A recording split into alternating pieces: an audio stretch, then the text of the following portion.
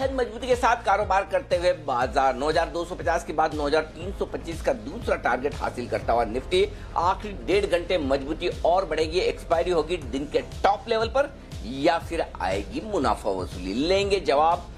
Final trade में आप सबका स्वागत है। नमस्कार, मैं हूं अनिल सिंघवी। नमस्कार, मैं हूं दीपांशु भंडारी और अगले 1.5 घंटा एक्शन पैक्ट होने वाला है। ये एक्सपायरी है, कल इस हफ्ते का आखिरी ट्रेडिंग सेशन है। बहुत सारी खबरें आ रही हैं, एक बार फिर से राहत पैकेज को लेकर भी न्यूज में खबरें आ रही हैं और कुछ नतीजे भी आ रहे हैं। तो अनिल जी, बहुत सारी चीजें आपके साथ डिस्कस करनी है। तो सबसे पहले सर यही बता दीजिए कि इस समय की बाजार की बड़ी बातें क्या हैं। बिल्कुल दीप, अगला 1.5 घंटा बड़े एक्शन भरे रहने वाला है। एक एक्शन और मैं आपको जरा सा थोड़ा सा हिंट दे दूं कि अगले 1.5 घंटे में एक बड़ा क्या कहना चाहिए, हाँ, एक मैं ऐसा ट्वीट करने वाला हूँ जो मेरे दिल के बड़ा करीब रहेगा जिंदगी भर। जी हाँ, ये ट्वीट बस थोड़ी देर में मैं करने वाला हूँ। तो हमारे सिर्फ उन दर्शकों के लिए नहीं कि जो सिर्फ टीवी पर हैं, टीवी के बाहर जो दर्शक मेरे साथ हमेशा जुड़े हुए हैं, वो भी एक बड़ा परिवार है ट्विटर का। तो वहां पर भी एक मेरा बहुत दिल से निकलकर ट्वीट आने वाला, उसका आप इंतजार कीजिए। लेकिन जब तक आपने ये पूछा है, बड़ी बातें मैं बता दूं आपको। निफ्टी और बैंक निफ्टी दोनों में है जबरदस्त मजबूती। निफ्टी 9300 के पार और बैंक निफ्टी 20,000 के पार निकलकर टिकता हुआ अब 20,200 की तरफ बढ़ता हुआ। आईटी शेयरों में और प्राइवेट बैंक्स में आज आई है तेजी। इंडेक्स 2% मजबूत है। सरकारी बैंक और एफएमसीजी शेयरों में है दबाव, लेकिन रुपए में आज शानदार रिकवरी आई है, बहुत ही बेहतरीन। लगभग 65 पैसे की मजबूती के साथ 76 रुपए के आसपास $1 का दाम है इस वक्त। और यूरोप की शुरुआत कमजोर हुई है। डाउ फ्यूचर सुस्त हैं, 50 पॉइंट नीचे में, 50 पॉइंट नीचे को सुस्ती मानता हूं। लेकिन भारतीय बाजारों में जोश इस बात से भी आता दिख रहा है, जिस खबर का भी हम हेडलाइन में जिक्र कर रहे थे। कल प्रधानमंत्री करेंगे वित्त मंत्री जी के साथ चर्चा, बैठक, बातचीत। जाहिर सी बात है, उम्मीद सबको है कभी न कभी कुछ न कुछ आएगा जरूर। पिछले 2 हफ्तों से लोग उम्मीद लगाकर बैठे हैं, लगातार हम यही कहते आए कि नहीं, अभी वक्त नहीं है।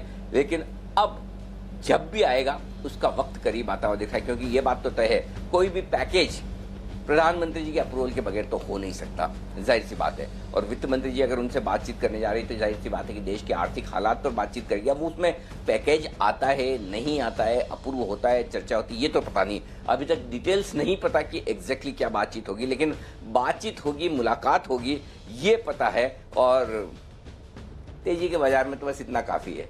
बाजार में जोश बनने के लिए दीप इतना काफी है कि बस एक मुलाकात ही प्रधानमंत्री जी की और वित्त मंत्री जी की हो जाए, उसमें ही हम तो अभी खुश हैं। पैकेज जब आएगा, जैसा आएगा, जितना आएगा, तब की तब देखेंगे। बिल्कुल अनिल जी, तो वही हकीकत और उम्मीद वाली बात हो गई इस समय पर। जो भी कहें सर, बाजार में एक्शन भरपूर है। अभी डाउ फ्यूचर्स जैसे कि आपने बोला 50 अंक ऊपर, 50 अंक नीचे, तो उसकी तो ज्यादा बात नहीं है। पर इस तरह का जो निफ्टी और बैंक निफ्टी में एक्शन है सर, 9,300 पर निफ्टी, बैंक निफ्टी आराम से 20,000 बल्कि 20,200 के आसपास इस समय ट्रेड कर रहा है और एक्सपायरी आ रही है। तो उससे क्या क्यूज लेने चाहिए सर? ओके, बेसिकली 2 चीज है दीप। एक तो ये कि आज है ना, डाउ में कोई ऐसा डर वाला मामला नहीं है, क्योंकि अमेरिकी फ्यूचर्स एकदम सुस्त कारोबार कर रहे हैं। तो ऐसा कुछ नहीं है कि जिससे आपको ऐसा लगे कि रात को कुछ रिस्क है।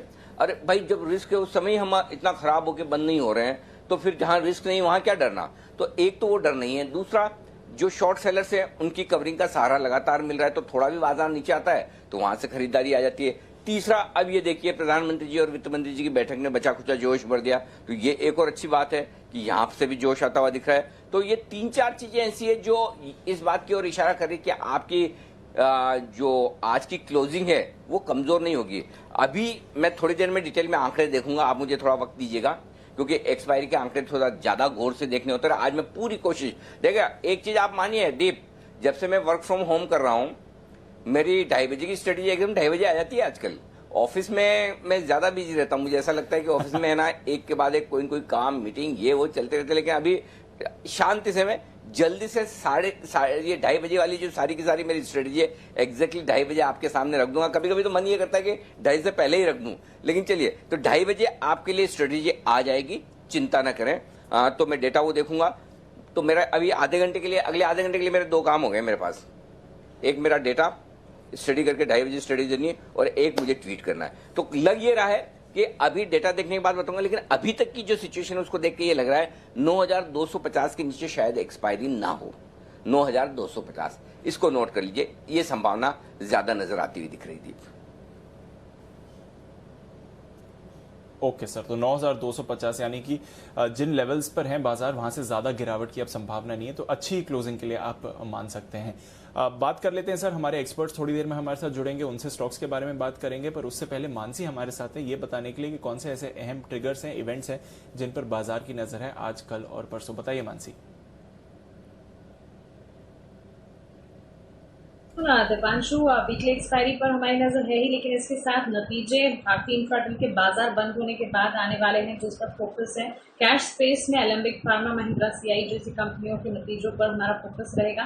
कल की अगर बात करें, अभी अभी अनिल जी भी बता रहे थे, प्रधानमंत्री और वित्त मंत्री की बैठक जो है सबसे बड़ा इवेंट है जिस पर फोकस है। लेकिन इसके अलावा वायदा बाजार में माइंडट्री के नतीजे आएंगे, बाजार बंद होने के बाद ये नतीजे आने वाले हैं। साथ ही भारतीय इंफ्राटेल और इंडस टावर मर्जर की डेडलाइन है। इस मर्जर से पहले कंपनियों के कारोबार में उतार चढ़ाव भी हम देख रहे हैं, और अब जो ये डेडलाइन है उससे कंपनी के कारोबार पर कितना असर पड़ेगा ये देखना काफी जरूरी है। हुडको की बैठक होने जा रही है, बॉन्ड्स के जरिए 1500 करोड़ जुटाने की योजना होगी। इसके अलावा शनिवार की अगर बात करें, नतीजों के लिहाज से कुछ एक तमाम कंपनियां हैं जिसके नतीजे आने वाले हैं। वायदा बाजार में आईसीआईसीआई प्रूडेंशियल के नतीजे आने वाले हैं। इनकी बोर्ड बैठक करी थी और अब शुक्रवार के दिन बोर्ड बैठक होने जा रही है। बाजार बंद होने के बाद शनिवार के दिन नतीजा आते हुए देखने को मिल सकते हैं। इसके अलावा आप देखिए, परसिस्टेंट सिस्टम्स कैश मार्केट में नतीजे पेश करेंगे, तो वीकेंड के दौरान शनिवार के दिन भी आईसीआईसीआई प्रू के नतीजे हैं वायदा बाजार में, जिस पर फोकस रहेगा। ओके, तो ये है इवेंट्स जिन पर रखनी है आपको नजर, जो बता रही है मानसी। ओके, तो आईसीआईसीआई प्रू, परसिस्टेंट सिस्टम्स, ये कुछ कंपनियां हैं जिनके नतीजे आने की तैयारी में है। ये आएंगे तब आएंगे, लेकिन एक चीज एकदम इस वक्त तैयार है, ताजा गर्मा गर्म, और वो है वागले साहब की बीटीएस डबल टी की कॉल। और इस तेजी के मार्केट में मैं अनुमान लगा रहा हूं कि जब शो की शुरुआत में वागले साहब इशारा करते हैं कि भाई जल्दी, तो समझ लीजिए एक धुआंधार बाय कॉल आने की तैयारी में है। बिल्कुल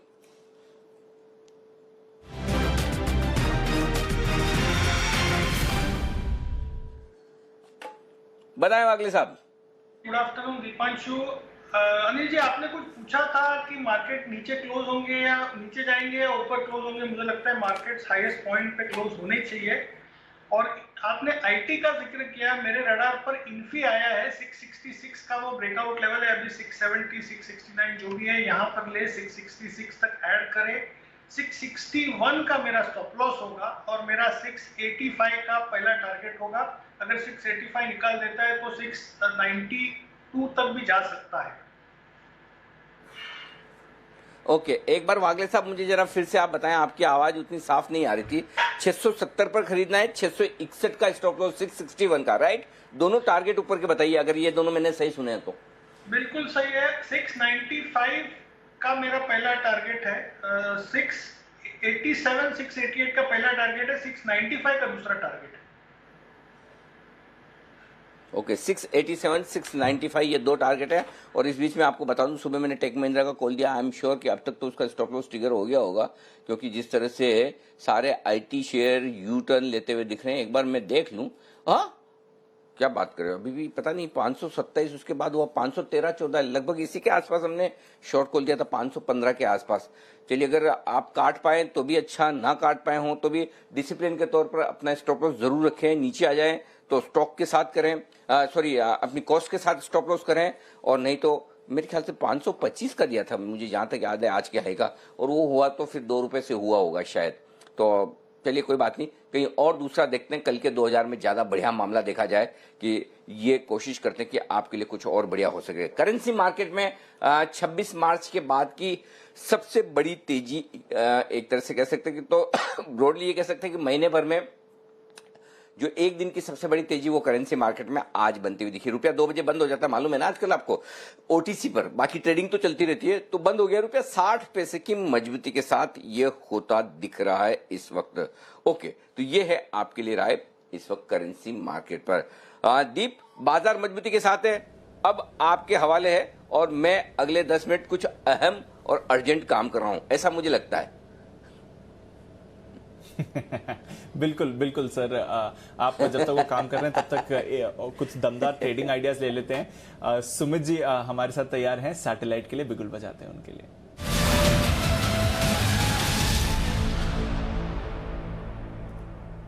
जी सुमित जी।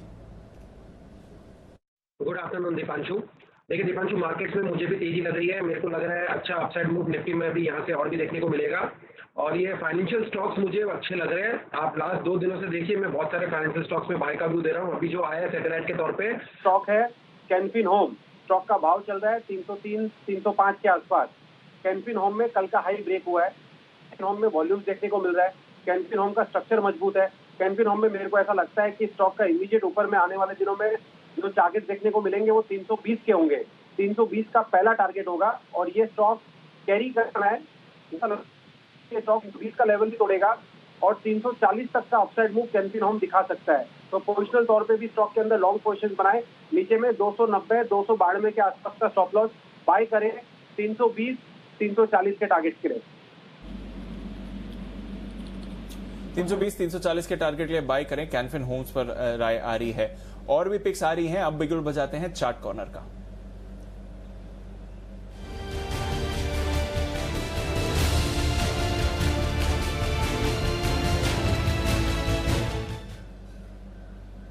बताएं सर। दीपांशु, एल्गो ट्रेड है हमारा और 71 रुपये 95 पैसे 72 रुपये का भाव है। स्टॉक का नाम है जैक कॉर्प, जिसमें कि एक फ्रेश ब्रेकआउट चार्ट पर आता हुआ नजर आ रहा है और इसमें बड़ा मोमेंटम बना है, बड़ा वॉल्यूम आता हुआ दिख रहा है। तो इन स्तरों पर इसको बाय करना है। इसमें आपको एक तेज रफ्तार बढ़त देखने को मिलेगी। Over to Rakesh. दीपांशु, बेहतरीन टेक्निकल पैटर्न है, क्लियर रिवर्सल है, डेज हाइस पे ट्रेड कर रहा है। 68 रुपीज का स्टॉप लॉस है, 77 रुपीज पहला टारगेट है, 81 रुपीज दूसरा टारगेट है और जैकॉप को खरीदने की राय है। इसके साथ साथ दीपांशु एक अपडेट है, आज हमने सोनाटा सॉफ्टवेयर पे खरीदारी की राय दी थी। ऊपर जाके थोड़ा सा नीचे आया था, अब डेज हाइस पर 205-206 के अराउंड ट्रेड कर रहा है। तो अब स्टॉप लॉस को ट्रेल कर लें, अपनी खरीद के दाम का स्टॉप लॉस सोनाटा सॉफ्टवेयर में लेके आए।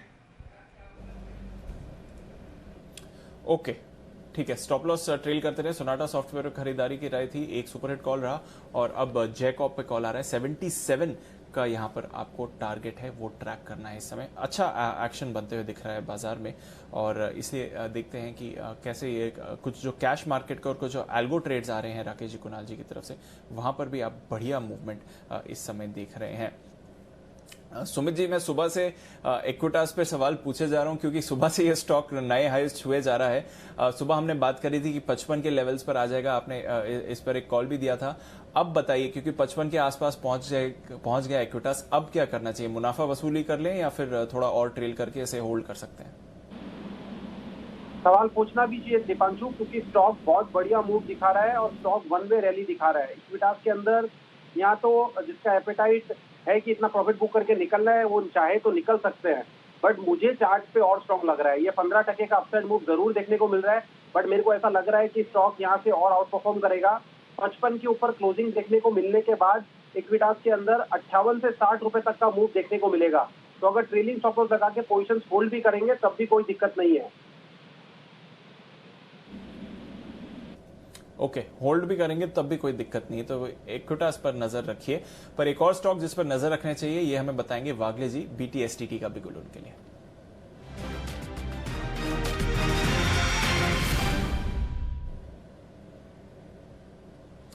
वागले जी बताइए सर। दीपांशु, मुझे बाय करना है बाटा 1262-1263 के करंट भाव से। एक क्लियर कट ब्रेकआउट है, मेरा 1295 का टारगेट है। मुझे 25 से 30 रुपए की अप मूव दिख रही है और मेरा स्टॉप लॉस होगा 1255। बाटा, इस पर खरीदारी करके चलनी है। ये पहले भी वागले साहब स्टॉक के बारे में बात कर चुके हैं और आज भी बढ़िया एक्शन ये दिखा रहा है। बल्कि जो IT स्टॉक्स हैं वहां पर आपको जबरदस्त एक्शन इस समय बनता हुआ दिखेगा।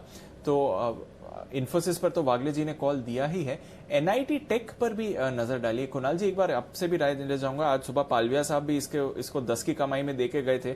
उनका पहले टारगेट के आसपास तो स्टॉक ऑलरेडी आने की तैयारी में है, हालांकि 1200 का पोजिशनल व्यू था। एनआईटी टेक लगभग 9% की तेजी, कैसा लग रहा है इसका स्ट्रक्चर?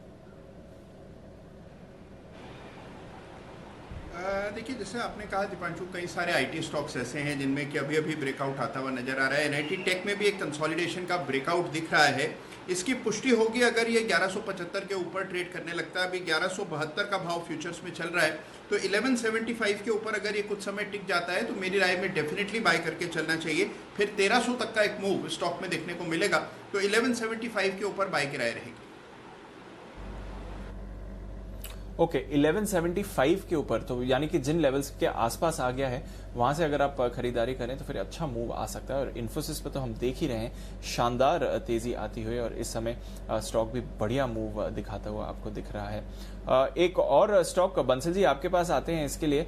कल भी हम बात कर रहे थे, भसीन साहब ने भी इसके बारे में बात करी थी। ऑटो स्टॉक्स में जो एक्शन बना है, टाटा मोटर्स पर क्या लग रहा है? क्योंकि 2 दिन पहले हमने देखा था बंसल जी 75 से 81 तक अच्छी मूव आई थी और फिर 75 तक करेक्शन भी आ गया।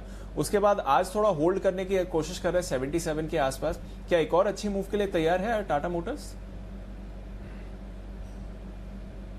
देखिए दीपांशु, टेक्निकल रुझान बढ़िया है। इसका नीचे में 72.5 एक अच्छा सपोर्ट है, और जहां तक मुझे ध्यान है वसीम साहब ने इसको 74 साढ़े 74 रुपए के अराउंड सपोर्ट के अराउंड ही इसको रिकमेंड किया था।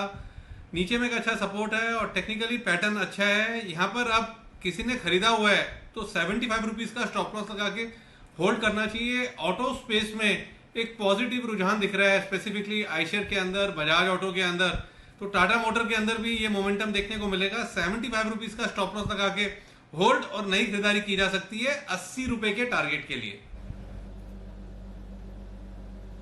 ओके, 80 रुपए का टारगेट आप जरूर ट्रैक करें जहां तक टाटा मोटर्स का सवाल है। थोड़ा मूवमेंट उस स्टॉक में आया है, फिर मुनाफा वसूली भी हुई, अब निचले स्तरों से फिर से रिकवरी की जरूर कोशिश कर रहा है, तो नजर रखिए वहां पर। सीमेंस, सुमित जी, एलएनटी के हमने हमारे एक्सपर्ट से बात करी। सीमेंस भी आज सुबह से अच्छे ही एक्शन में, हालांकि डेज हाई से थोड़ा गिर चुका है जरूर स्टॉक, बट 3-3.5% की बढ़त है, 1175 के आसपास। सीमेंस का स्ट्रक्चर कैसा लगता है आपको? सीमेंस के अंदर पुल बैक बाउंस बैक के संकेत मिल रहे हैं दीपांशु। सीमेंस 1170 के आसपास अभी ट्रेड कर रहा है। ऐसा लग रहा है इस पुल बैक, इस बाउंस बैक में स्टॉक 1200-1225 तक का लेवल दिखा सकता है, तो बाई में अगर बने रहे, नीचे में 1130 1125 के आसपास का स्टॉप लॉस लगाए, ऊपर में 1200 से 1225 तक का अपसाइड मूव सीमेंस में पुल बैक में बाउंस बैक में देखने को मिल सकता है। ओके, तो सीमेंस एक बाउंस बैक मूव आपको जरूर देखने को मिल सकता है, और हम देख भी रहे हैं कि बाजार में बढ़िया एक्शन इस समय हो रहा है।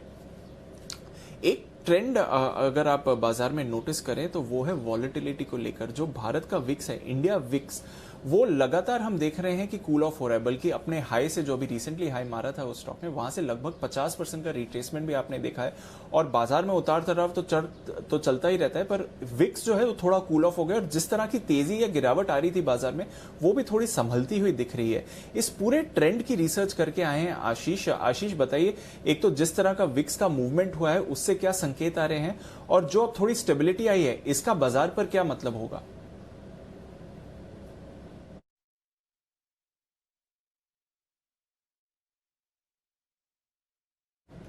बिल्कुल दीपांशु, सही कहा आपने। बाजार में एक थोड़ी सी स्थिरता देखी जा रही है, तो एक ट्रेंड जो है थोड़े सा ऊपर, जब मार्च का महीना काफी ज्यादा वॉलेटाइल था, इसके मुकाबले अगर आप देखें तो हल्की सी स्थिरता देखने को मिल रही है। इंडिया विक्स जो कि वॉलेटिलिटी का सूचकांक है, मार्च के महीने में लगभग 24 मार्च को अगर आप देखें तो 86 का हाई टच किया था इंडिया विक्स ने, और फिलहाल अगर आप देखें तो लगभग उस स्तर से 55% नीचे आ गया, लगभग 40 के स्तर पर है विक्स। साथ ही एक और इंटरेस्टिंग ऑब्जर्वेशन है दीपांशु, अगर आप देखें तो इंडेक्स लेवल पर निफ्टी और निफ्टी बैंक में जो औसत डेली रेंज होती है वो भी अब थोड़ी थोड़ी कम होती जा रही है। इसको एक आकलन करने का एक बहुत अच्छा इंडिकेटर है एटीआर, जिसे कहते हैं एवरेज टू रेंज। इसको अगर आप देखें तो मार्च के महीने में निफ्टी की जो है औसत रेंज 530 अंकों की थी प्रतिदिन, निफ्टी बैंक में 1650। अब वहां से भी एटीआर का अगर आप चार्ट पे प्लॉट करके देखें तो ये जो कर्व है वो डाउनवर्ड स्लोपिंग हो गया है, यानी नीचे की तरफ झुकता जा रहा है एटीआर का रेंज थोड़ी सी कम होती जा रही है। फिलहाल एट प्रेजेंट अगर आप निफ्टी का एटीआर देखें तो 407 अंकों के करीब है, निफ्टी बैंक का 1308। ये एटीआर इंडिकेटर दरअसल 14 दिन का हाई लो का जो कैलकुलेशन है उसका एक औसत निकाल के आपको बताता है कि एक सिक्योरिटी में, एक इंडेक्स में प्रतिदिन कितने तक की वॉलेटिलिटी मूवमेंट देखने को मिल रही है। साथ ही आप देखिए कि एफआईएस की तरफ से जो बिकवाली है देखिए वो तो बरकरार ही है, लेकिन अगर आप मार्च के महीने से देखें तो हल्की सी जरूर कमजोर रही थी, क्योंकि मार्च का महीना काफी ज्यादा वॉलेटाइल था। करीब 65,800 करोड़ की कैश में बिकवाली की थी विदेशी निवेशकों ने। फिलहाल अगर आप देखें तो औसत जो है मार्च के महीने में प्रतिदिन 3,100 करोड़ की कैश में बिकवाली की गई थी। उसके हिसाब से अभी फिलहाल जो आंकड़े आ रहे हैं वो थोड़े से कम नजर आ रहे हैं। मिसाल के तौर पर आप कल का आंकड़ा देखिए, करीब 1326 करोड़ की बिकवाली की गई थी, 21 तारीख को करीब 2095 करोड़ की, और के 17 अप्रैल को अगर आप देखें तो 1360 करोड़ की खरीदारी भी की गई है। तो यानी बाजार में अब कहीं ना कहीं स्थिरता लौट रही है, इंडिया विक्स ऊपरी तरफ से आ रहा है और विदेशी निवेशक बिकवाली तो कर रहे हैं, लेकिन मार्च के मुकाबले थोड़ी सी कम है। तो ये है आपके लिए इस वक्त पूरा विश्लेषण विक्स का, और इस विक्स के विश्लेषण से आप समझ सकते हैं कि क्या कुछ होने जा रहा है। अब बहुत कुछ होने जा रहा है। एक तो है चार्ट कॉर्नर और दूसरा है सैटेलाइट। वैसे तो chart corner fastest finger first में आगे है और कुणाल जी और राकेश जी का चार्ट कॉर्नर पहले आना चाहिए, लेकिन सैटेलाइट उसकी प्रॉब्लम है, वो इंतजार नहीं कर सकता है, नहीं तो बढ़ जाता है। तो पहले सैटेलाइट का बिगुल सुमित जी के लिए और उसके बाद तुरंत कुणाल जी राकेश जी के पास।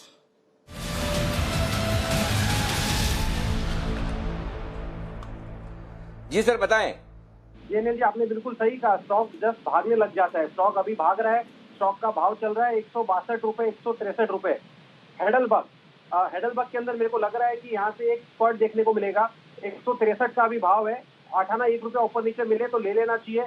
ऊपर में मेरे को लग रहा है कि 170 का पहला टारगेट होगा और 170 के ऊपर अगर क्लोजिंग देता है तो 180 रुपए तक का मूव भी हमको हेडलबर्ग सीमेंट के अंदर देखने को मिल सकता है।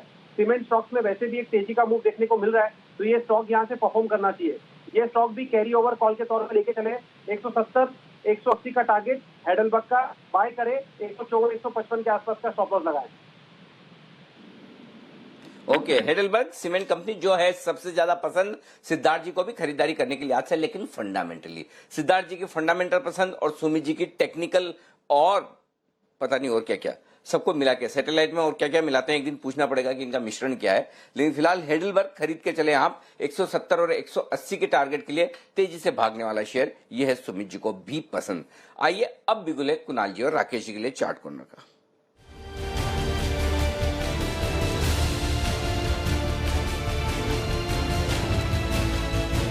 बताएं सर।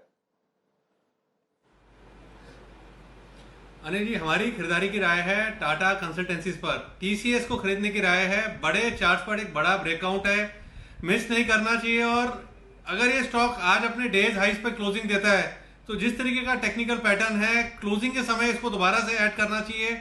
अगर डेज हाइस पर आज क्लोजिंग आती है तो 60-70 रुपए का अप मूव 4 से 5 दिन के अंदर टीसीएस में देखने को मिलेगा। डू नॉट मिस ट्रेड है। ओवर टू कुणाल जी। अनिल जी देखिए 13 दिन का कंसोलिडेशन आज पूरा होता हुआ नजर आ रहा है स्टॉक में। तो जिस तरह का स्ट्रक्चर है टीसीएस में आपको बड़ी तेजी देखने को मिलेगी। इन स्तरों पर बाय करके चले। यहाँ पर 1848 पर 1848 रुपए पर आपको स्टॉप लॉस रखना है। पहला टारगेट 1900 रुपए का और दूसरा टारगेट 1935 रुपए का, 1935 का इवेंचुअल टारगेट होगा। इन लेवल्स तक टीसीएस आपको आजकल में जाता हुआ नजर आए। बढ़िया मूवमेंट टीसीएस पर, इस स्टॉक पर आप नजर रखिए। आईटी स्टॉक्स पे आज बढ़िया ब्रेकआउट आ रहा है इस समय। टीसीएस की बात करें, आप इन्फोसिस की बात करें, मिड कैप आईटी की बात करें, सभी जगह आप देखेंगे तो मूव शानदार आ रहा है इस समय और इसलिए आप एक्शन भी देख रहे हैं। आशु जी भी हमारे साथ हैं। आशु जी गुड आफ्टरनून सर। एक जो शॉर्ट कवरिंग रैली की आप बात कर रहे थे, आज वीकली एक्सपायरी भी है, उससे पहले हम देख रहे हैं बाजार गर्म है, डेज हाई पर ट्रेड कर रहा है और सभी सेक्टर्स पार्टिसिपेट कर रहे हैं सर। तो कोई और हाई बीटा भी पार्टिसिपेट कर रहा है, कुछ ऐसे स्टॉक्स भी पार्टिसिपेट कर रहे हैं जो यूजुअली नहीं करते हैं, जो रिस्की स्टॉक्स है वहां पर भी एक्शन देखने को मिल रहा है। क्या क्यूज मिलते हैं इससे सर?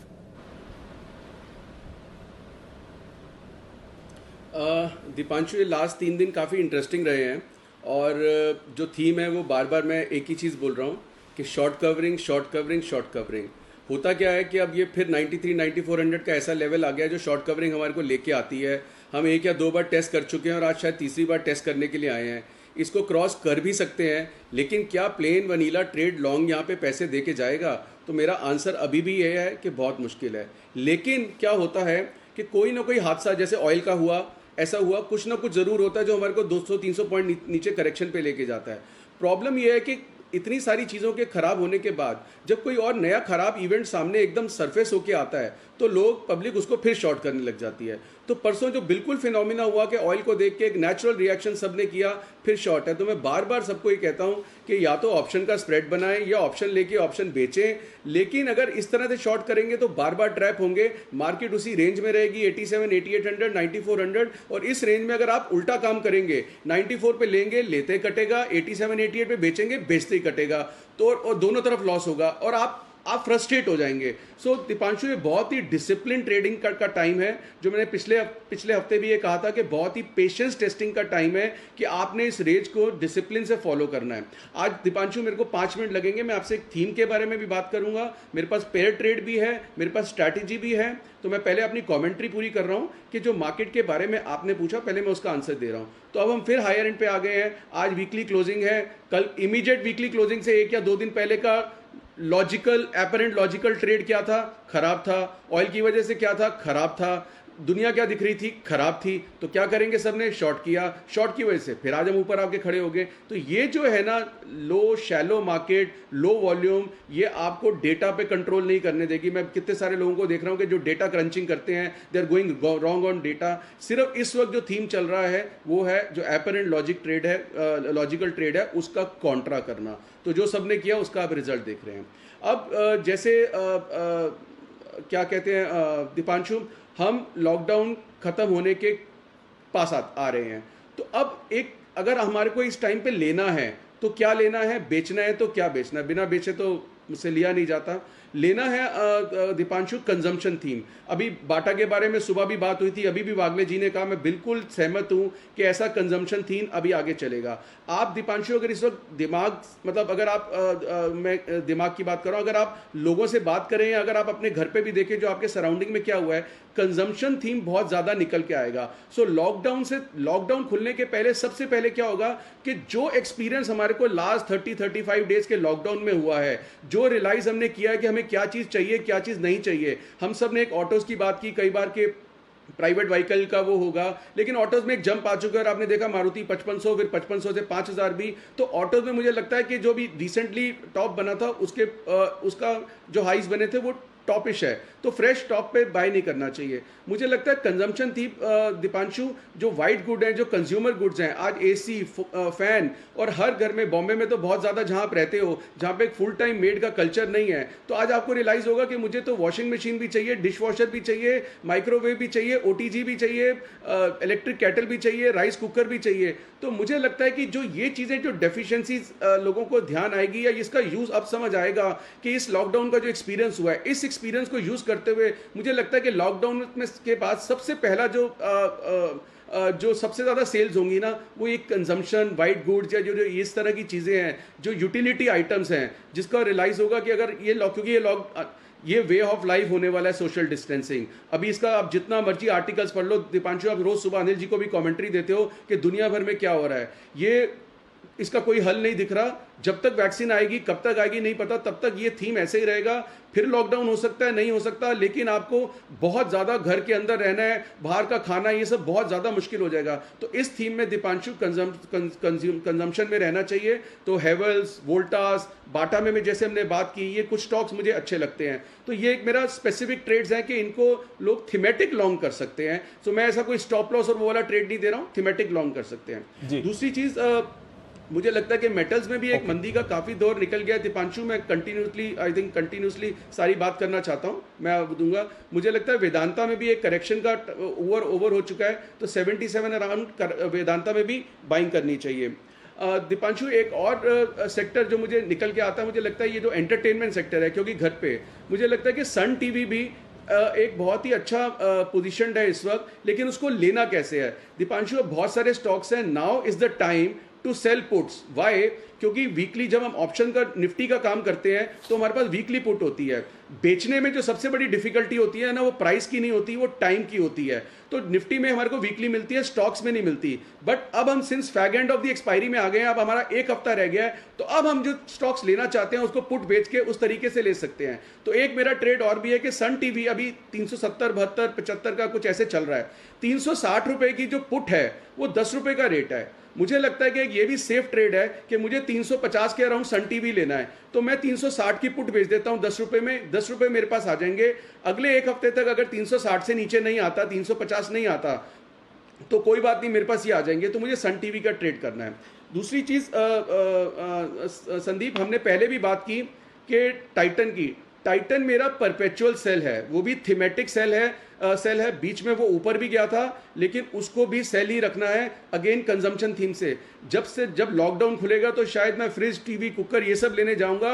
मैं ज्वेलरी लेने नहीं जा रहा हूं, मैं घड़ियां लेने नहीं जा रहा हूं। और ये जो ज्वेलरी वाला थीम है, ये मुझे लगता है कंसिडरेबल लॉन्ग टाइम तक इस वक्त किसी की विश लिस्ट में नहीं होगा। दूसरी चीज दीपांशु, एक और चीज है जो नॉर्थ में बिग फैट वेडिंग्स होती हैं, वो सब मुझे लगता है कि one thing for at least for few months और प्रॉब्ली फॉर ए ईयर।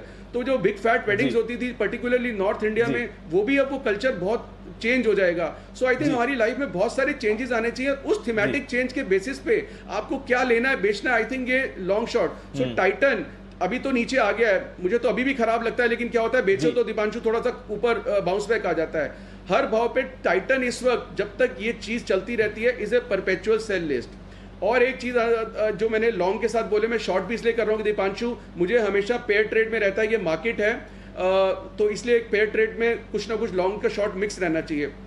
और एक शॉर्ट अगर अनिल जी सुन रहे हैं, जो मेरा एक क्राइटेरिया रहता है, जहां कंफर्ट ट्रेड आ रहा है, जहां कंफर्ट ट्रेड बन गया है। तो पिछले दिनों में मैंने देखा कि बहुत सारा कंफर्ट, मैं तो कब से सुन रहा हूं, आप मुझे सुन ही नहीं रहे हो, आप तो मुझे देख नहीं हो। आप तो कब से आपको लग रहा है जैसे मैंने क्या, मतलब थोड़ी 2-4 मिनट के लिए मैंने बोला कि मैं कुछ दूसरा डेटा बना लेता हूँ, इसका मतलब थोड़ी मैं शो छोड़ के चला गया। आप तो बिल्कुल ऐसा मेरे को ट्रीट करें जैसे मैं हूं ही नहीं शो में। नहीं अनिल जी, ऐसा नहीं है। So Anil ji, let me complete what I started. देखो, आपने वेदांता बोला, आपने सन टीवी बोला, मुझे मैं सब लिख रहा हूँ, खाली एक बार लास्ट में दोहरा देना बस आप वापस से। अच्छा, जरूर अनिल जी, मैं बिल्कुल इसको रिफ्रेश करूंगा। तो और एक चीज अनिल जी, कंफर्ट ट्रेड कहां पे आया था? इंश्योरेंस स्टॉक में। नो डाउट घर पे बैठ के फाइनेंशियल सर्विसेज में इंश्योरेंस है, लेकिन उसकी valuation Anil ji already priced in है। तो अगेन आप मुझे बोलेंगे एचडीएफसी से मेरा कुछ है, एचडीएफसी लाइफ 490 टू 500 के बीच में अनिल जी ये स्टॉक भी शॉर्ट करना है। क्योंकि मैंने बोला जैसे अगर आपको लॉन्ग करना है, हेवेल्स, वोल्टास, बाटा, Sun TV, Vedanta, ICIC bank ने भी एक वापस जर्नी शुरू किया है। तो बहुत सारी चीजें अच्छी दिख रही है जो लॉन्ग है, लेकिन उसके साथ अनिल जी शॉर्ट में भी टाइटन और एचडीएफसी लाइफ, ये मेरे 2 शॉर्ट है। पीएसयू बैंक्स में अभी भी नहीं रहना, स्टेट बैंक थोड़ा सा ऊपर जाता है, वो भी शॉर्ट कैंडिडेट है। सो अनिल जी, ये जो लॉन्ग और शॉर्ट का मिक्सचर है ना, ये इस तरह से जरूर बना के रखना चाहिए। क्या चीजें, क्योंकि 90 ऑल सरेंडर हम फिर 93-9400 के पास आ गए हैं, जो कि पहले भी 2 बार टेस्ट कर चुका है। उसको क्रॉस करेगा नहीं करेगा, आप लोगे तो एकदम नीचे कर देगा। आज आप देखिए फार्मा में करेक्टिव मूव थोड़ा सा आ रहा है, सब फार्मा की बात कर रहे हैं। फार्मा अभी भी स्ट्रांग है, लेकिन जब आप इस लेवल पे लेंगे इतने रनअप के बाद, तो आपको करेक्शन मूव देगा। सो अनिल जी, डिसिप्लिन ट्रेडिंग, पेशेंस ट्रेडिंग, ये बहुत जरूरी है इस टाइम पे। थीम को समझना चाहिए, जैसे मैंने बोला थीम यही है कि आप नेगेटिव न्यूज सबके बाद जो इवेंट आता है उसके लिए नेगेटिव न्यूज से पहले तो शॉर्ट करें। अनिल जी, जो ऑयल के साथ हुआ है, ये अगले कुछ महीनों तक कंपनी स्पेसिफिक, सेक्टर स्पेसिफिक, ये स्केलेटन निकल के आते रहेंगे। लेकिन स्केलेटन निकलने के बाद शॉर्ट करेंगे तो आप दिक्कत में आएंगे, जैसे किया।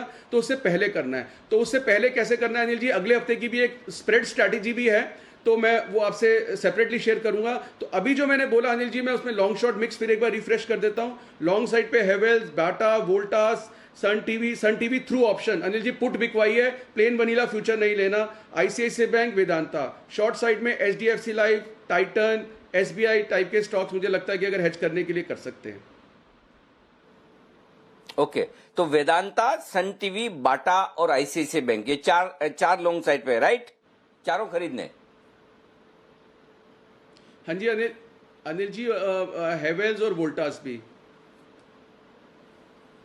और वोल्टास भी, ओके। और बेचना है HDFC life, SBI life, Titan. Okay, तो आपके कहने का मतलब ये कि लोग अब ज्वेलरी खरीदने के बजाय कंजम्पशन करना भी होगा तो बाटा की तरफ, जूतों की तरफ ज्वेलरी से जूतों की तरफ कंजम्पशन पैटर्न चेंज होने वाला है। ठीक है, चलिए अब आप तैयार रखिए अपनी स्ट्रेटेजी, और स्ट्रेटेजी आ रही है आपके लिए। उससे पहले एक बार जल्दी से बिगुल श्रीकांत चौहान साहब के लिए। श्रीकांत जी हमारे साथ हैं, देने वाले हैं BTST कॉल।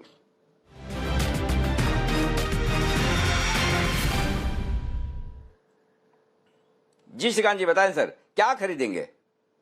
या अनिल जी वैसे टू व्हीलर स्टॉक्स में हमने काफी अच्छा एक मोमेंटम देखा है, और मुझे लगता है कि इसमें जो वॉल्यूम एक्सपैंड हुए है उसके बेसिस पे ये सेक्टर काफी अच्छा चल सकता है। अभी वैसे बजाज ऑटो चल रहा है, लेकिन मुझे अच्छा लग रहा है आइशर मोटर्स। 14,140-150 के करीब अभी ये ट्रेड कर रहा है, और यहाँ पे जो हमें स्टॉप लॉस रखना है वो काफी नजदीक का है। 13,800 रुपये का स्टॉप लॉस रखना है, और टारगेट्स यहाँ पे रहेंगे 14,600 के। तो करंट लेवल से टू व्हीलर में अगर और मोमेंटम बने तो इसके बाद मुझे लगता है हीरो मोटर्स पे फोकस करें और बजाज ऑटो पे फोकस करें। लेकिन टू व्हीलर एक ऐसा सेगमेंट है कि जिसे हम हमेशा अपने एक रडार या वॉच लिस्ट पे रखें।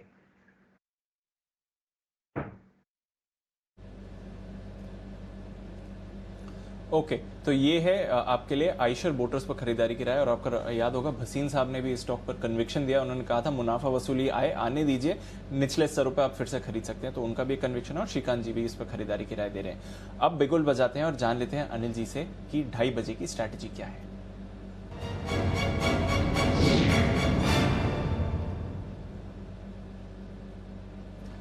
अनिल जी, ग्लोबल बाजारों की बात करें तो जैसा आप बता रहे थे सर, एकदम सपाट हैं। डाउ फ्यूचर्स इस समय 30 अंक नीचे है, तो वहां से कुछ क्यूज नहीं आ रहे हैं। यूरोप के बाजार भी सर एकदम सपाट आप कह सकते हैं। 0.5% ऊपर नीचे भी नहीं है, बल्कि उससे कम का ही मूवमेंट है। पर हाँ, अभी थोड़ी देर पहले यूरोप से मैन्युफैक्चरिंग डेटा आया है, और वो रिकॉर्ड निचले स्तर पर है। यानी कि यूरोप की जो बिजनेस एक्टिविटी है वो लगभग ना के बराबर है इस समय। तो उससे वैसे तो मार्केट पर कोई असर नहीं है, पर एक नेगेटिव न्यूज आई है। और आज हमने देखा है कि तेल के दाम तो संभल ही गए हैं सर। ओके, तो पहले क्या करें, निफ्टी या बैंक निफ्टी बताइए? सर पहले निफ्टी करते हैं, 9,300 के ऊपर गया है तो निफ्टी से ही बात करते हैं। ठीक है, चलिए दो चीज है दीप, जो डेटा बता रहे हैं वो ये कि पहली बात तो ये कि 9,200 के नीचे एक्सपायरी नहीं होगी आपकी। उसका रीजन है कि 26 लाख शेयरों का ओपन इंटरेस्ट है 9,200 पर पुट में, माफ कीजिएगा 26 लाख का आज बनाए, टोटल है 32 लाख शेयरों का। 9,300 मेक और ब्रेक लेवल है, उसकी रीजन बताता हूं। 9,300 के कॉल्स पर 35 लाख शेयर है, जिसमें से 25 लाख आज ही जुड़े हैं। और अब अगर ध्यान से सुनिएगा, ये मैं कमाई की स्कीम बता रहा हूं आपको, सुनिएगा अच्छे से। 9327 नोट कर लीजिए, 9,327 मैं भी कर लेता हूं ताकि मैं क्या क्या बोला हूं मुझे भी याद रहना चाहिए। 9,327 ये क्या है? ये निफ्टी का लेवल है, और ये लेवल है स्पॉट का। 9,327 पे निफ्टी पार निकलकर 1-2 मिनट टिक जाए तो तुरंत प्रभाव से उसे लपक लीजिए उसी वक्त।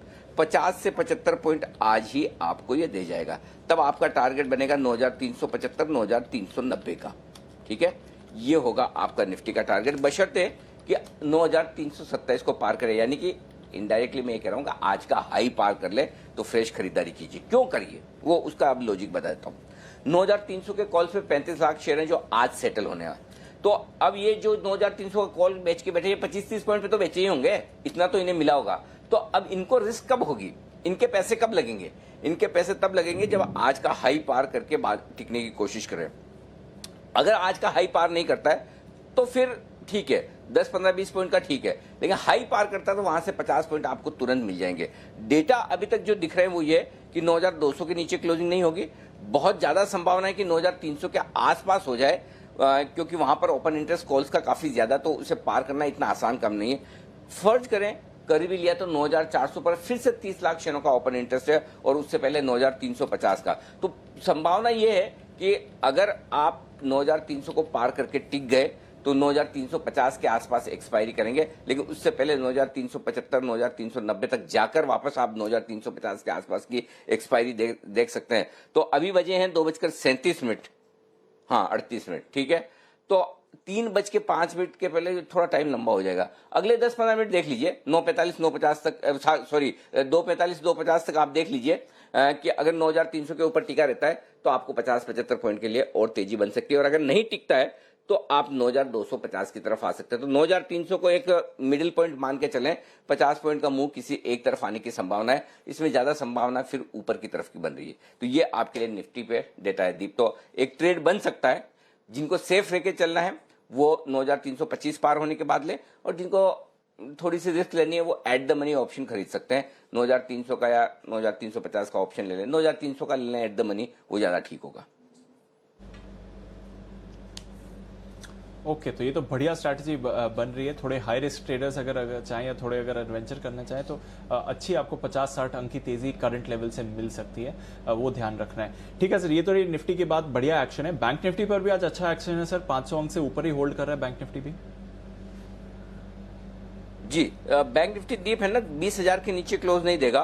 19,900 20,000 बहुत मजबूत सपोर्ट आ गया डेटा के लिहाज से। 8 लाख शेयर ओपन इंटरेस्ट में है पुट में, जो आज एक्सपायर होने हैं, लेकिन 20,300 20,400 20,500 इन सब जगह रेजिस्टेंस है। तो अभी देखकर ऐसा लग रहा है कि 20,500 के ऊपर भी आपकी एक्सपायरी होने की संभावना कम है। तो जो डेटा नजर आ रहे हैं, डेटा ये कह रहे हैं कि ज्यादा संभावना है कि आपकी एक्सपायरी 20,400 के आसपास हो सकती है अगर ऊपर हुई तो 20,400 के आसपास की एक्सपायरी में 20,500 भी समझ सकते हैं। तो बेसिकली 20,400 500 के आसपास की एक्सपायरी के चांस ज्यादा है। तो एक्सपायरी अच्छी ही होगी, खराब नहीं होगी, वो ठीक है, ये बात है। एक्सपायरी अच्छी होगी, खराब नहीं होगी, यही बात है। तो वहां पर आप नजर रखिए और बढ़िया आपको मूवमेंट आ रहा है। बैंक निफ्टी पर भी आपको अच्छा मूवमेंट दिखेगा, और वैसे भी अगर आप देखें तो निफ्टी पर तो माफ कीजिएगा जी जी दीप, एक चीज और ऐड करना चाहता हूं। ये डिसाइड निफ्टी करेगा कि एक्सपायरी और ऊपर होनी है क्या।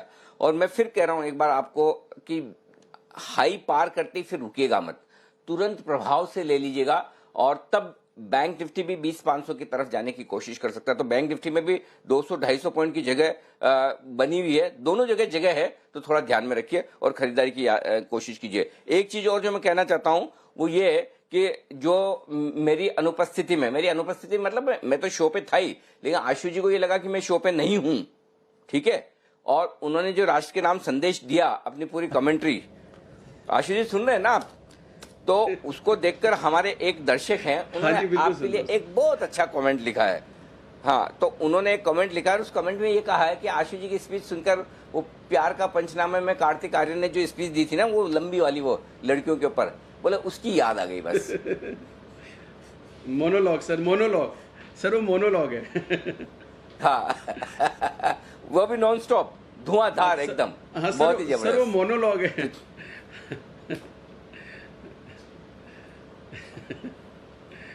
अनिल जी, मैं अपनी स्ट्रैटेजी भी शेयर करना चाहता हूं, कर लूं क्या अभी? जी, आशु सर की स्ट्रेटेजी के लिए बिल्कुल।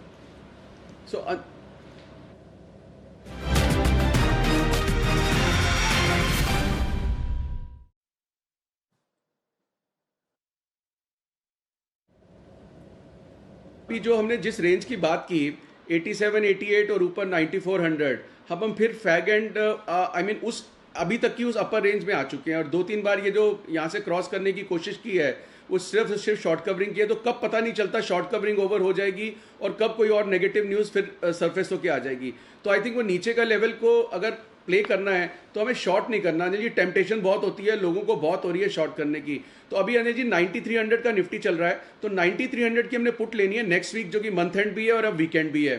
तो 9300 की हमें एक पुट बाय करनी है जिसका प्राइस अराउंड 180 के करीब चल रहा है, और उसके अगेंस्ट अनिल जी 9000 की 2 पुट बेचनी है जिसका प्राइस 7980 चल रहा है। तो ये जो ट्रेड है अनिल जी, एक पुट लेनी है 9300 वाली 9300 वाली, 2 पुट बेचनी है 9000 वाली।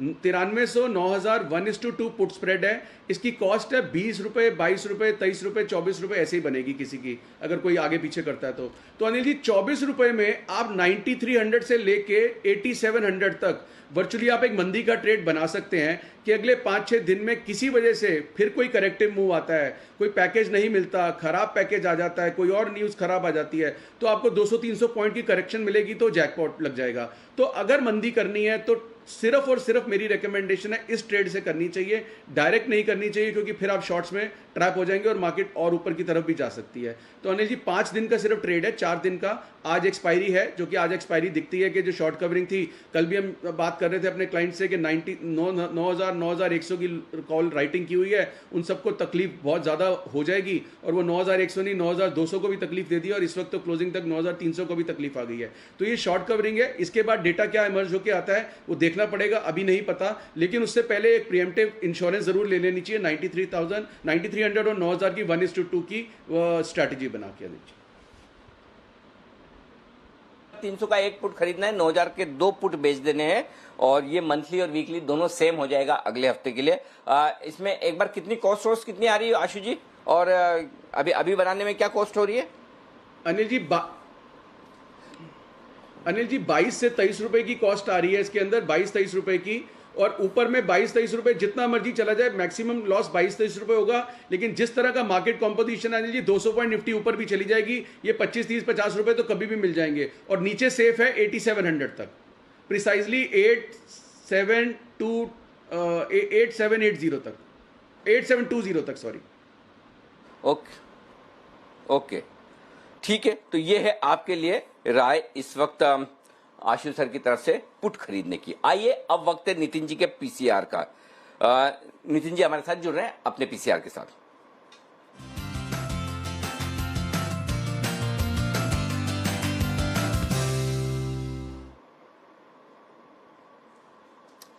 जी नितिन जी बताइए, कोई पोजीशन ओपन है क्या अभी? लेकिन जो ओपन पोजीशन हम विप्रो की कैरी कर रहे हैं पुट ऑप्शन की, अभी प्रीमियम वापस 11 रुपए आ गए हैं, टारगेट से 1 रुपया रह गया था, बट फिर भी हम कैरी कर रहे हैं। डेटा अभी भी विप्रो के वीक हैं, तो विप्रो की एक आउटस्टैंडिंग पोजीशन है जिसको कल तक हम मैक्सिमम कैरी करेंगे, तो ये होल्ड है। और दूसरी, आज इंफ्राटेल के रिजल्ट्स आएंगे मार्केट के बाद, और इंफ्राटेल में जो डेटा मुझे दिख रहा है वो बहुत ज़्यादा स्ट्रांग नहीं दिख रहा है, माइल्ड बियरिश डेटा है, मतलब थोड़ा एक हल्की मंदी का डेटा बन रहा है। आज भी इसमें बाउंस के बाद काफ़ी तेज़ी से ऊपर से सेलिंग आई है, तो इंफ्राटेल में हम बियर पुट स्प्रेड बनाएंगे और वो भी रेशियो में। उसमें ऐसे करेंगे कि 160 की हम पुट ऑप्शन एक ले लेंगे, जिसका प्राइस आपको 6 रुपये में मिलेगी अभी, और प्रीमियम को हेज करने के लिए 140 की हम 2 बेच देंगे, जो 1.25 रुपये में बिक रही है। काफ़ी दूर की हम बेच रहे हैं। इसमें पूरे कॉस्टिंग मुझे करीब 3.5 रुपये के आसपास की कॉस्टिंग लग रही है, यानी मेरा मैक्सिमम रिस्क ऊपर चला जाता है तो 3.5 रुपये का ही है, और मुझे प्रॉफिट 160 से 120 तक की रेंज है, जो काफ़ी बड़ी रेंज है, कवर हो जाती है। और मुझे लग रहा है ये गिर के 155, 152 ऐसे कुछ आ सकता है। नेकेड पुट लेने में दिक्कत यह है अनिल जी कि 160 की पुट अभी भी 6 रुपये की है, और मुझे टारगेट 155 का ही लगता है, तो प्रीमियम का रिस्क है अगर मैं नेकेड पुट लेता हूं तो, इसलिए हम स्प्रेड कैरी कर रहे हैं। इसमें जब भी 10 से 15 हज़ार का प्रॉफिट आएगा तो हम बुक कर लेंगे, और स्टॉप लॉस हम इसमें 3.25 रुपये प्रीमियम का दे रहे हैं, तो वही मेरा रिस्क है। या फिर ऊपर अगर ये 180 के ऊपर चला जाए तो हमें काट लेना चाहिए, क्योंकि 180 पे मैक्सिमम कॉल राइटर है, वो एक स्ट्रॉन्ग रेसिस्टेंस है, 70 से 80 के बीच में है। 180 का स्टॉप लॉस ऊपर की तरफ रखेंगे। ओके, तो चलिए, ये है नितिन जी का पीसीआर। भारतीय इंफ्राटेल यहां कमजोर नतीजों की आशंका, उसके लिहाज से 160 का पुट खरीदने की राय दे रहे हैं, 6 रुपए में लीजिए। 140 के 2 पुट बेच दिए 1.25 रुपए, यानी कि 2.5 रुपए में बिक जाएंगे, तो आपकी नेट कॉस्ट आएगी 3.5 रुपए के आसपास की। 155 रुपए का टारगेट रखिए नीचे की तरफ, और स्टॉप लॉस आपका 120 का होगा। अगर इसके नीचे जाता है तो अनलिमिटेड लॉस है, जिसकी संभावना नहीं के बराबर है।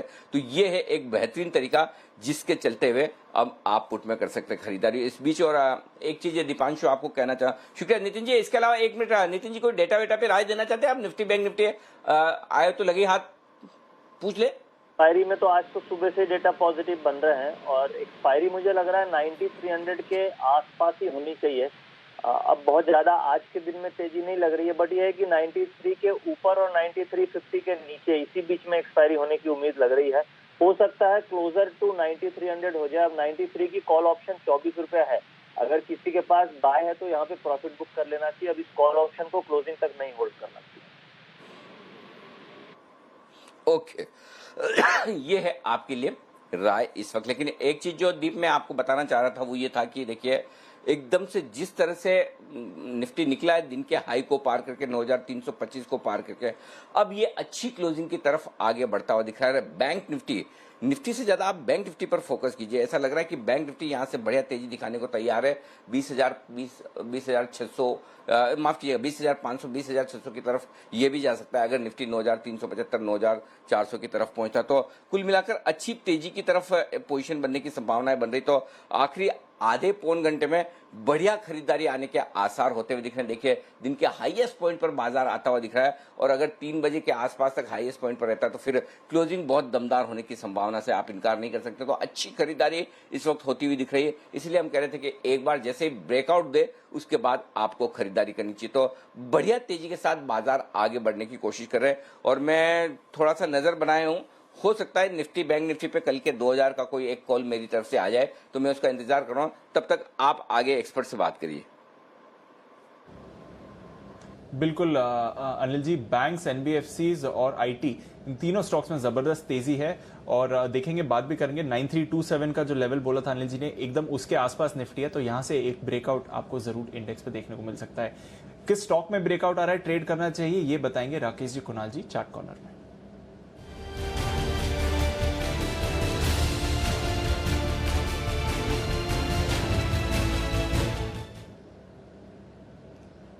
बताइए सर। दीपांशु, अब ब्रेकआउट आ रहा है अदानी पोर्ट्स पर। डेली चार्ट पर एक नीट क्लीन क्लियर रिवर्सल है, बड़े चार्ट पर एक ब्रेकआउट है और जिस तरीके का ब्रेकआउट है 290 291 तक अदानी पोर्ट्स इजीली रैली लेने का दमखम रखता है। ओवर टू कुणाल जी। देखिए क्लियर ब्रेकआउट दीपांशु आता हुआ नजर आ रहा है। आज सवेरे से स्टॉक हमारे रडार पर था और अब इसमें ब्रेकआउट की पुष्टि हो रही है जब इसने 278 रुपए के लेवल्स को पार किया है। मौजूदा स्तरों पर ही बाय करें इसको। यहाँ पर 272 रुपए 272 पर आपको एक स्टॉप लॉस रखना है। पहला टारगेट 287 का और दूसरा टारगेट 293 का होगा। तो 287 293 के टारगेट के लिए बाय करें Adani ports. Okay, 287 293 Adani ports, इस पर आपको खरीदारी करनी है। इस स्टॉक पर आप जरूर नजर देखिए। अब भारतीय इंफ्राटेल पर अभी हम बात कर रहे थे, नितिन जी उस पर पीसीआर भी देकर गए, पर नतीजे कैसे रहेंगे इसके बारे में बात कर लेते हैं। कुशल हमारे साथ जुड़ रहे हैं अनुमान के साथ। बताइए कुशल। नंबर्स फ्लैट से नेगेटिव साइड पे रहने का अनुमान है दीपांशु। मुनाफे में 2% की गिरावट हम देख पाएंगे। 783 करोड़ का मुनाफा कंपनी पोस्ट कर सकती है। साथ ही जो टेनेंसी एडिशंस हैं वो बहुत ज्यादा नहीं होंगे, पर वहां पे जो परफॉर्मेंस है टेनेंसी रेशियो में वो स्टेबल रहने का अनुमान है। तो उस हिसाब से अगर आप देखें तो आय में करीब आधे % की ही गिरावट हम अनुमान करके चल रहे हैं और 3660 करोड़ की आय कंपनी पोस्ट कर सकती है। मार्जिन के लिहाज से 51.1% पर मार्जिन जो है फ्लैट रहने का अनुमान कर चल रहे हैं। अब ये देखना काफी इंपॉर्टेंट होगा कि जो इनके टेनेंट्स है वोडाफोन आइडिया पर्टिकुलरली, वहां पे पूंजी निवेश जो है और फर्दर कैसा होता है। अगर उसमें और देरी होती है, जो उनके पेरेंट कंपनी है आज तो उन्होंने कर दिया, पर फर्दर अगर कुछ और अगर वो इन्वेस्ट करते हैं तो इनको काफी सपोर्ट मिल सकता है। ओके, तो ध्यान रखेंगे भारतीय इंफ्राटेल। हालांकि स्टॉक में आज से पहले 2 दिनों में अच्छा एक्शन था, पर आज थोड़ा ठंडा पड़ गया नतीजों से पहले। देखते हैं कैसा एक्शन बनता है भारतीय इंफ्राटेल में। बात अब करते हैं छोटा ऑप्शन बड़ी कमाई की। सुमित जी के पास चलते हैं बिगुल के बाद।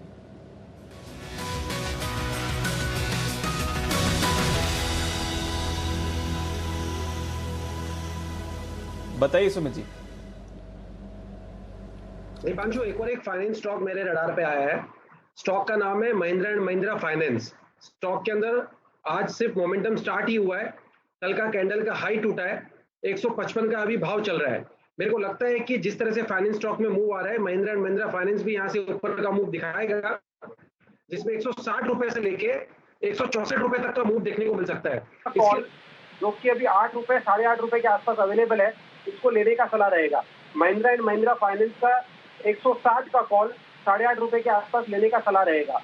छोटा सा स्टॉप लॉस इसमें नीचे में बैठ रहा है 6.5 रुपए का, 2 रुपए का स्टॉप लॉस है। जो हम मूव एक्सपेक्ट कर रहे हैं महिंद्रा एंड महिंद्रा फाइनेंस में, अगर वो आता है यानी 160 और 164, अगर 8 रुपए का मूव आता है तो कॉल की वैल्यू ऊपर में 12 रुपए से लेकर 15 रुपए तक हो सकती है। 12 रुपए पहला टारगेट, 15 रुपए दूसरा टारगेट, 160 का कॉल लेने का सलाह रहेगा, ₹6.50 स्टॉप लॉस। ओके 12 से 15 के आपके टारगेट हैं, ₹6.50 आपका स्टॉप लॉस है। महिंद्रा एंड महिंद्रा का 160 का कॉल लेने की राय आ रही है सुमित जी की तरफ से। फिलहाल ₹7.5 के आसपास ये ट्रेड कर रहा है, तो बढ़िया मूव आ रहा है महिंद्रा एंड महिंद्रा फाइनेंस पर। देखते हैं यहाँ पर क्या मूवमेंट चल रहा है। कुछ बाजार के दिग्गज स्टॉक्स हैं जो इस समय रिकवरी में हमें सपोर्ट कर रहे हैं। बैंक्स पर की तो बात करेंगे ही। बंसल जी, दो बैंक्स पर आपकी राय। एक तो कोटक बैंक जो इस समय टॉप गेनर है और नए गेन्स आते रही हैं, 8-8.5% डेज हाई पर है। और दूसरा आज सुबह का जो आपका पिक ऑफ द डे था सर, HDFC बैंक, वहां पर भी अच्छा एक्शन बनते हुए दिख रहा है।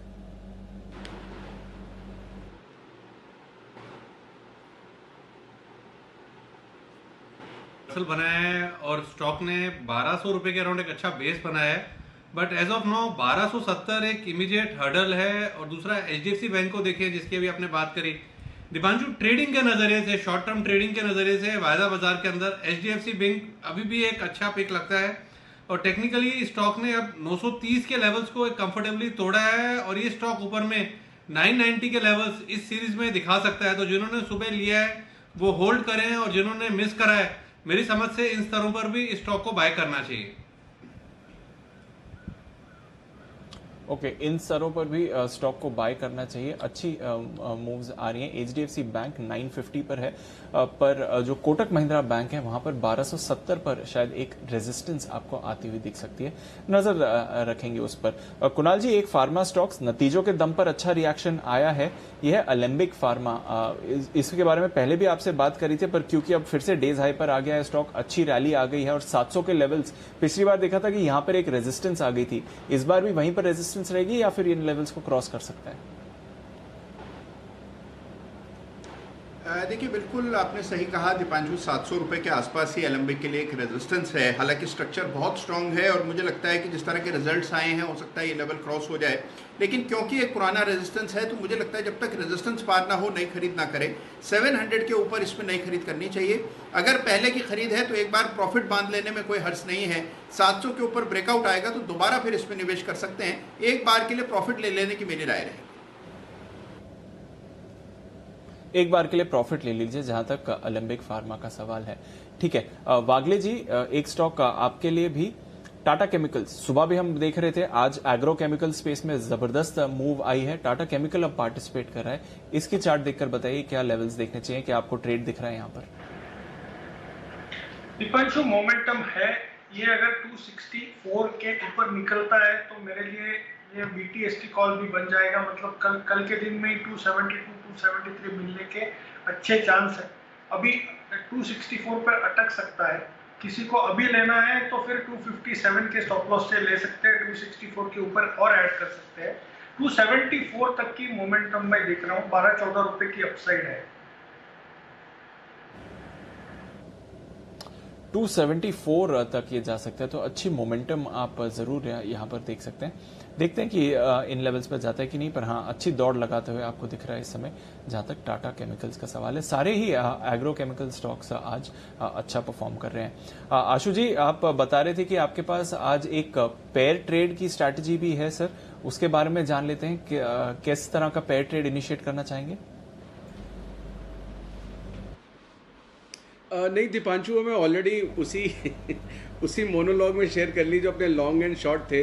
तो जो 4-5-6 स्टॉक्स लॉन्ग की लिस्ट में थे तो उसको हेज करने के लिए 2 शॉर्ट में थे तो वो कर लिया था। बट दीपांशु, डेफिनेटली अभी जैसे सुमित ने भी बोला, ये जो NBFC स्पेस है, मोर देन बैंक्स, एक NBFC में मुझे ट्रैक्शन दिख रहा है। तो एक्सपेक्टेड है कि शायद कुछ और इसके अंदर आ सकता है, क्योंकि ये ट्रैक्शन ऐसे जो अक्रॉस द बोर्ड है नज़र नहीं आता। सो वेदर इट इज़ वो जीवन फाइनेंस और महिंद्रा फाइनेंस भी जैसे सुमित ने दिया, मुझे लगता है कि नॉट इवन ऑप्शन, अगर किसी को थोड़ा सा रिस्क लेके ट्रेड करना है तो प्योर प्लेन फ्यूचर भी खरीदा जा सकता है। क्योंकि दीपांशु, इन लेवल पे जिस लेवल पे स्टॉक्स हैं, अगर कोई अच्छी न्यूज़ आती है तो जो ढंग का पैसा है वो फ्यूचर में बेटर बनेगा। तो अगर कन्विक्शन ट्रेड हो तो वो है, लेकिन NBFC स्पेस में डेफिनेटली कुछ ट्रैक्शन दिख रहा है कि कुछ अच्छा आ सकता है इसमें।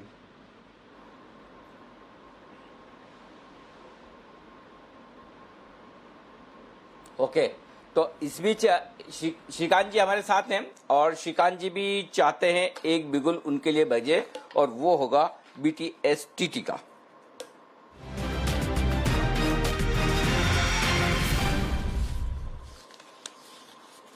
बताइए श्रीकांत जी क्या खरीदेंगे?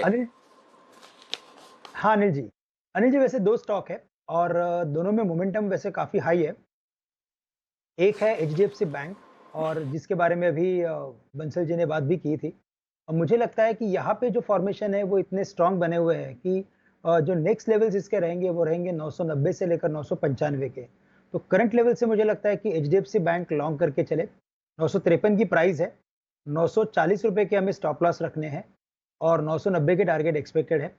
और जो NBFC स्पेस है वहाँ पे मुझे लगता है जो माइक्रो फाइनेंस कंपनीज है उसमें उज्जीवन फाइनेंस में काफ़ी बड़े वॉल्यूम्स हो रहे हैं और पिछले 3 या 4 दिनों से अगर आप देखेंगे तो लगातार उसमें वॉल्यूम्स बढ़ते हुए नजर आ रहे हैं। तो ये क्लियरली इंडिकेट कर रहा है कि ये स्टॉक आने वाले दिनों में अच्छा एक परफॉर्मेंस दे सकता है। तो करंट लेवल से उज्जीवन फाइनेंस 175 177 के रेंज में ट्रेड कर रहा है, इसे लॉन्ग करें।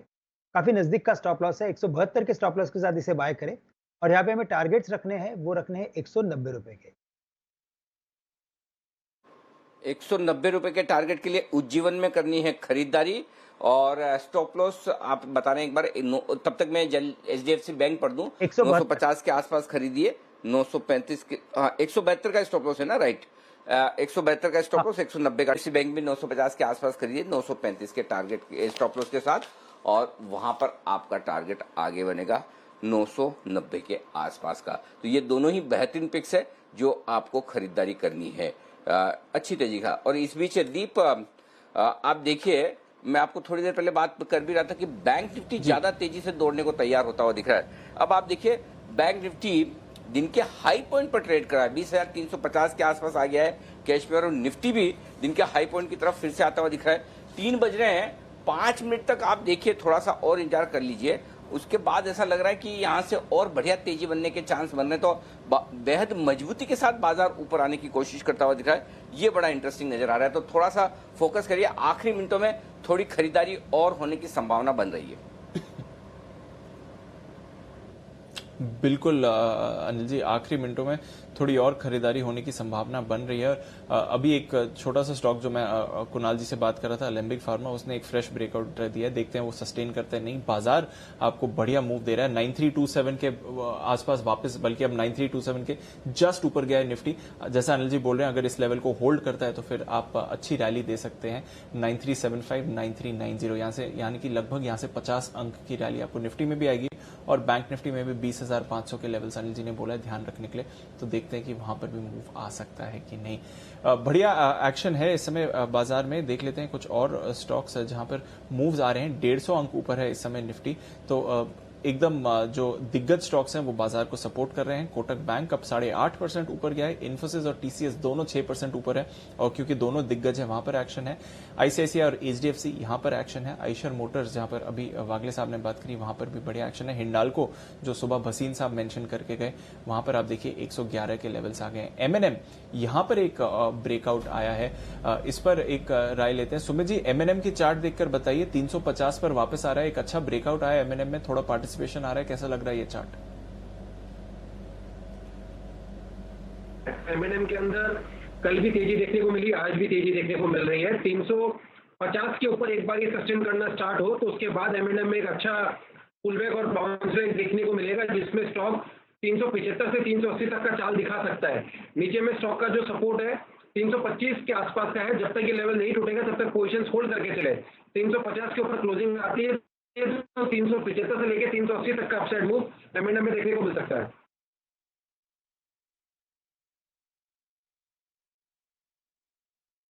देखिए 347 के लेवल्स पर है और अच्छे मूवमेंट के लिए तैयार आपको आता हुआ दिख रहा है। देखते हैं कि किस तरह की ये मूव आती है M&M पर एक जो शानदार मूव है यहाँ पर देख लेते हैं। वागले साहब, बैंक्स पर अच्छा पार्टिसिपेशन आ रहा है। SBI की चार्ट देखकर बताइए सर, SBI की चार्ट कैसी लग रही है? क्या यहाँ पर भी एक दौड़ आती हुई लग सकती है? नहीं दीपांशु, SBI में कोई मुझे स्ट्रेंथ नहीं दिखाई दे रही है। अगर 190 निकलता है, 190 के ऊपर ट्रेड होने लगता है तो मैं एक 7-8 रुपए की अप मूव की बात करूंगा।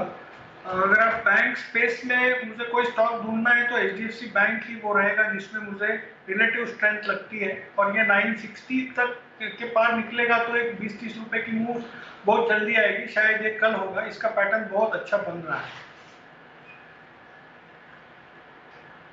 ओके, ठीक है, नजर रखते हैं एसबीआई पर। उतना ज्यादा पार्टिसिपेशन पीएसयू बैंक्स का नहीं है जितना आज आप प्राइवेट बैंक्स का देख रहे हैं, तो प्राइवेट बैंक्स लीड कर रहे हैं। देखते हैं पीएसयू बैंक्स पर आपको एक्शन आता हुआ दिखेगा कि नहीं। HUL, इसकी भी बात कर लेते हैं। एक और बाजार का दिग्गज है। आज थोड़ी मुनाफा वसूली हमने देखी है जहां तक FMCG स्टॉक्स का सवाल है। HUL के नतीजे आने वाले हैं कुछ दिनों में, पर इनकी जो पेरेंट है यूनिलीवर, उसने एक इंटरेस्टिंग चीज करी है, उसने इस बार गाइडेंस देनी नहीं दी है। अब देवांशी हमारे साथ हैं ये बताने के लिए कि देवांशी, ये जो प्रेशर आ रहा है आज, थोड़ा तो मुनाफा वसूली है, पर HUL, इनकी पेरेंट यूनिलीवर अब गाइडेंस नहीं दे रही है। कोरोना की चिंताएं तो हम देख ही रहे हैं जिस तरह के कंजम्पशन पर आ सकती हैं। क्या ये HUL के लिए भी चिंता पैदा कर सकती है? बिल्कुल दीपांशु, आप देखिए फिलहाल अगर हम ग्लोबल बाजार में भी देखें तो कई ऐसी कंपनीज हैं जो फिलहाल आगे की कोई गाइडेंस नहीं दे रही है, क्योंकि कोरोना के चलते ऑलरेडी हमने देखा कि जो मार्च का महीना है यहाँ पे लोगों को काफी परेशानी हुई है और जो बिजनेस है यहाँ पे भी काफी असर होता हुआ दिखा है। अगर यूनिलीवर यानी कि HUL के पेरेंट की बात करें तो इनका ये कहना है कि अगर ओवरऑल पहली तिमाही की बात करें जनवरी से लेकर मार्च की, तो जो वॉल्यूम ग्रोथ है वो पिछले एक महीने में काफी ज्यादा खराब आते हुए दिखे हैं, बहुत ज्यादा असर कोरोना वायरस के चलते आते हुए दिखी है। तो उनका जो वॉल्यूम ग्रोथ है वो सपाट रहा है 0.2% पे। अब आप देखिए इंटरेस्टिंग है, जो डेवलप्ड कंट्रीज है वहां पे जो वॉल्यूम ग्रोथ है वो 2.8% रही है, और अगर हम देखें इमर्जिंग मार्केट की तो यूनिलीवर की जो बिक्री है वो घटी है, करीब 1.8% बिक्री जो है वो घटती हुई दिखी है। तो कुल मिलाकर आप देखिए एकदम सपाट बिक्री इस बार आती हुई दिखी है। यही नहीं, अगर हम देखें नंबर्स HUL के तो 30 अप्रैल को इनके नतीजे आने वाले हैं। अब देखना होगा कि इनकी जो सेल्स है वो किस तरह से है। इसलिए भी इंटरेस्टिंग है क्योंकि हम ये बात कर रहे थे कि फिलहाल FMCG और फार्मा ही है जहाँ पे बिक्री जारी है, और जो कोरोना वायरस है उसके बाद भी, लॉकडाउन के बाद भी ये सारी शॉप्स हैं जहाँ पे जो एसेंशियल आइटम्स है वो मिल रही है। HUL की बात करें तो करीब उनके पोर्टफोलियो का 75% की जो कुल बिक्री है वो एसेंशियल आइटम से आती है। अब ये देखना होगा कि जितना इम्पैक्ट इंटरनेशनल मार्केट में आया, पेरेंट कंपनी पे आया, क्या उतना इम्पैक्ट भारतीय या डोमेस्टिक कंपनी पर आता हुआ दिखता है या नहीं। लेकिन कुल मिलाकर उम्मीद यही है कि इस बार थोड़ी सी बिक्री बेहतर आती हुई दिख सकती है इस तिमाही में। और साथ ही आप देखिए इस बार अगर FMCG स्टॉक्स की बात करें तो काफी अच्छा रनअप आता हुआ दिखा है, स्पेशली HUL में भी हमने देखा कि अच्छा रनअप आता हुआ दिखा। अब ये देखना होगा कि भारतीय कंपनी में भी जो गाइडेंस है क्या आती हुई दिखती है, नहीं आती है। लेकिन इंटरनेशनल मार्केट्स में या जो पेरेंट कंपनी इन्होंने गाइडेंस नहीं दी है, इस पर ध्यान रखें। कमेंट्री में उन्होंने ये कहा है कि जो हाइजीन उत्पादन है और साथ ही जो फूड प्रोडक्ट्स है इनकी बिक्री अब काफी ज्यादा बढ़ती हुई दिखती है। आगे चल के इन्हीं पर वो फोकस करेंगे। जो फूड पैकेट्स है इसकी बिक्री काफी ज्यादा बढ़ती हुई दिख रही है, और भारत के लिए इनका ये कहना है कि धीमेपन के असर उनको लॉकडाउन से पहले ही दिख रही थी। तो अब इंटरेस्टिंग होगा देखना कि किस तरह से नतीजे आते हैं और क्या जो प्राइस अपमूव आया है इन पर रिजल्ट सस्टेन करते हुए दिखेंगे। ओके, तो ये है आपके लिए HUL पर इस समय एक्शन, और दबाव भी है 2.5% नीचे है, तेजी में पार्टिसिपेट बिल्कुल नहीं कर रहा है। कुणाल जी, जरा चार्ट देखकर बताइए, जिस तरह से गिरावट आ रही है 2300 के अगर नीचे गया तो और कितना गिर सकता है, और इस गिरावट को खरीदारी की अपॉर्चुनिटी लेना चाहिए या फिर जो एक टेक्नो फंडा व्यू बनता है, देवांशी भी बता रही थी थोड़े कंसर्न्स आ रहे हैं यूनिलीवर की तरफ से, तो क्या और दबाव बन सकता है स्टॉक पर? देखिए, दबाव की टेक्निकल वजह यह है दीपांशु कि यहाँ पर एक डबल टॉप पैटर्न बना हुआ है इसके डेली चार्ट्स पर, और इसका ब्रेकडाउन जो है वो 2350 रुपये के नीचे हुआ है। तो मुझे लगता है कि एक बार के लिए आपको ये थोड़ा करेक्शन और बढ़ता हुआ नजर आएगा, लेकिन बड़ा सपोर्ट चार्ट पर 2250 के आसपास नजर आता है, 2240 के आसपास। तो 20 to 40 के आसपास मुझे लगता है कि एक बार के लिए करंट जो ये फॉल है रुक जाना चाहिए। कोई बहुत शार्प कट आएगा इसकी उम्मीद नहीं है, लेकिन कुछ समय के लिए आपको सुस्ती भरा ट्रेड देखने को मिल सकता है। ओके, तो थोड़ी सुस्ती दिख रही है HUL में। बस आखिरी 20-22 मिनट बाकी हैं ट्रेड के लिए। बाजार तो गर्म है, बाजार की बात तो करेंगे, पर आज की जो क्लोजिंग है वो बहुत खास होने वाली है हमारे व्यूअर्स के लिए, हमारे गेस्ट्स के लिए और अनिल जी आपके लिए भी। एक्सपायरी तो है ही, पर बाजार के अलावा की अगर बात करें तो एक खास डिस्कशन हम करने वाले हैं अनिल जी थोड़ी देर में। इसमें हमारे जितने सारे एक्सपर्ट्स हैं उनकी भी सलाह की जरूरत होगी अनिल जी। हाँ। और आपसे भी एक खास डिमांड हम सब करने वाले हैं जिसका आपको जवाब देना पड़ेगा, और व्यूअर्स के लिए भी एक लॉटरी हो सकती है, स्पेशली क्योंकि लॉकडाउन है, घर पे कुछ ज्यादा करने को नहीं है, तो एक डिमांड आने वाली है अनिल जी, आप तैयार रहिए उसके लिए, और सारे एक्सपर्ट्स उस पर सलाह भी देंगे। थोड़ा क्लू तो दो, कम से कम कोई हिंट। हिंट यही है अनिल जी कि व्यूअर्स के लिए अच्छा रहेगा, स्पेशली वो व्यूअर्स जो सोच रहे हैं कि घर में वर्क फ्रॉम होम तो है पर जो खाली टाइम है उसको कैसे स्पेंड करें। अनिल जी क्या रिकमेंडेशन देना चाहेंगे? ये स्टॉक्स की बात नहीं होगी सर, मार्केट्स की बात नहीं होगी, पर एक इंटरेस्टिंग बात होने वाली है इस पर। ओके, चलो ठीक है, आप ये डिमांड पूरी करें, तब तक मैं मेरा एक छोटा सा काम जो मैंने प्रॉमिस किया था वो मैं ट्वीट डाल देता हूं अभी जल्दी से। मेरा एकदम फाइनल स्टेज पे है, बस तैयारी है, तब तक आप आगे बढ़ाइए कार्यक्रम। बिल्कुल बिल्कुल अनिल जी, आगे बढ़ाते हैं गाड़ी को। टोरेंट पावर, इस पर देखिए, टोरेंट फार्मा पे तो हम अच्छा एक्शन देखते हैं, टोरेंट पावर इस पर नजर डालिए।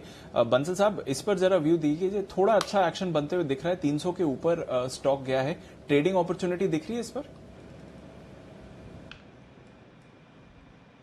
देखिए दीपांशु, एक अच्छा बेस यहाँ 292 के अराउंड एक अच्छा बेस बना हुआ है, और जिस तरीके का यहाँ टेक्निकल स्ट्रक्चर है दीपांशु, मुझे लगता है 2020 में ये स्टॉक एक बड़ी रिटर्न कमा के देगा। इस स्टॉक के अंदर एक डिक्लाइन देखने को मिला था, अभी कोरोना के चक्कर में पूरा मार्केट गिरा था, ये भी गिरा था, बट निचले लेवल में सस्टेन नहीं हुआ। और एज ऑफ नो वायदा बाजार में जितने भी स्टॉक्स हैं, one of the strongest stock मुझे टोरेंट पावर लगता है। थोड़ा सा मार्केट का अनसर्टनिटी है, नहीं तो मैं बोलता खरीद के रखें, बट डेफिनेटली मुझे ऐसा लगता है यहाँ पर एक आउट परफॉर्मेंस देखने को मिलेगा डिलीवरी सेगमेंट के अंदर। और किसी का ट्रेडिंग के नजरिए से लेना हो तो 290 के स्टॉप लॉस के साथ स्टॉक को लेना चाहिए। यहाँ पर 328 330 के लेवल्स के टारगेट रखने चाहिए। ओके, 328 330 ट्रेडिंग के लिहाज से भी ले सकते हैं, थोड़ा पोजिशनल व्यू लें तो वो भी ले सकते हैं। 2020 इस स्टॉक के लिए अच्छा हो सकता है, ऐसा बंसल जी हमें बता रहे हैं, तो नजर जरूर रखिएगा उस स्टॉक पर। अच्छे मूव्स आते हुए आपको दिख रहे हैं। वागले साहब आपका जस्ट डायल 350 के आसपास आ गया सर, 4.5% की तेजी के साथ, यहाँ पर कुछ करना चाहेंगे? मैंने कहा था व्यू पॉजिटिव है, बट स्टॉप लॉस नहीं बैठ रहा है। मैं तो थोड़ा सा वेट करूंगा, आई थिंक कल के लिए देखेंगे। इसका अगला रेजिस्टेंस 367 to 370 है, और ऑन द डाउन साइड 340 है, 340 370 इसकी रेंज है, उसके बीच में कुछ करना नहीं चाहिए।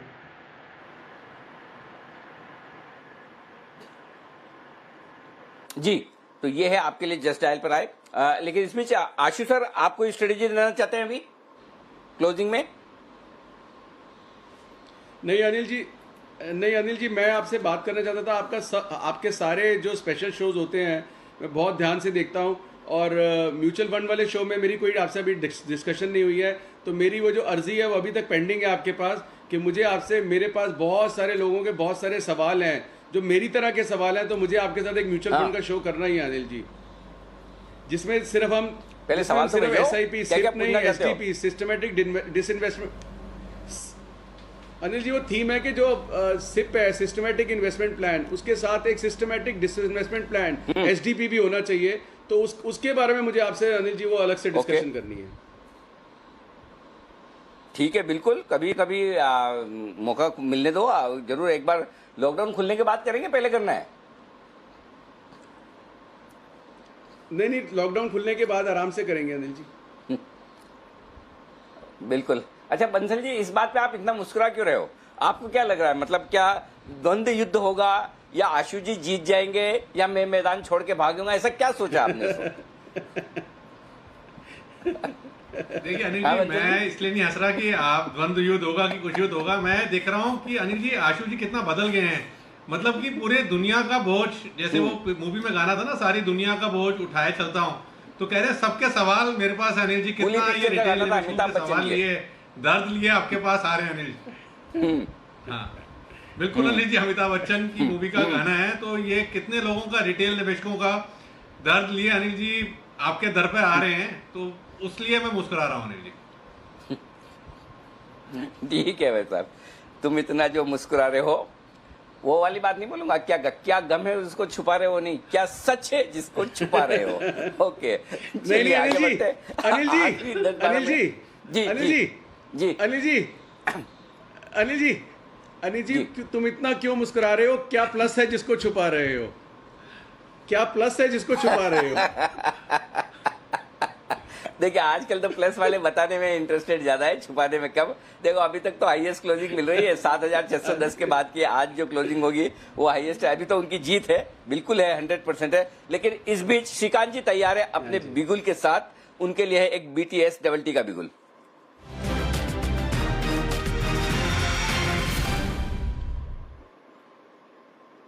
जी सर बताएं। यहाँ पे जुबिलेंट फूड एक ऐसा स्टॉक है कि जिसे हम शॉर्ट करके चल सकते हैं। अगर आप देखें तो काफ़ी सारे एमएनसी स्टॉक्स में अच्छा खासा एक हमें प्रॉफिट टेकिंग या तो एक बुकिंग का एक ट्रेंड समझ में आ रहा है। तो मुझे लगता है कि जुबिलेंट फूड अभी एक लोअर हाई बना के अभी गिरने की शुरुआत कर रहा है, तो करंट लेवल से इसे शॉर्ट करें। 1495 के करीब अभी ये ट्रेड कर रहा है। मुझे लगता है कि 1440 या 1430 के लेवल्स को भी ये दिखा सकता है। तो करंट लेवल से इसे शॉर्ट करें और हमें जो स्टॉप लॉस रखना है वो रखना है तकरीबन 1525 रुपए का। 1525 रुपए के स्टॉप लॉस के साथ यहाँ पर बिकवाली करनी है आपको जुबिलेंट फूड वर्क्स में। ये है राय इस वक्त श्रीकांत जी की तरफ से, यहाँ पर बिकवाली की राय। चलिए कोई न कोई बेचने का जुबिलेंट फूड, अरे डे लो पर जाकर बंद हो रहा है, अचानक से ऐसा क्या हो गया, क्यों इतनी कमजोरी होती है? तो बड़ा सरप्राइजिंग है, मजबूत बाजार में कमजोर होता हुआ दिख रहा है। ओके जी जी जी बोलिए सर। जी वैसे सभी एफएमसीजी स्टॉक्स में एक अच्छा करेक्शन पैटर्न बना हुआ है और मुझे लगता है कि इसी वजह से अगर कोई नियर बाय रेंज के आसपास है या रेजिस्टेंस के आसपास है तो वो जुबिलेंट फूड है। और वैसे देखा जाए तो भी बाकी मार्केट ने अच्छा खासा एक पिकअप कर लिया है और हम लोग वापस 9400 के करीब आ चुके हैं। तो यहाँ पे एक काफ़ी बड़ा जो बुल्स और बेयर की जो एक फाइट बोलते हैं ना हमेशा, वो हमें देखने मिलेगी और इसी वजह से मार्केट एक डिसाइड कर रहा है कि उसे किस डायरेक्शन में जाना है, किस सेक्टर के साथ जाना है। तो मुझे लगता है कि थोड़ा और एफएमसीजी स्टॉक्स में हमें करेक्शन देखने मिलेगा।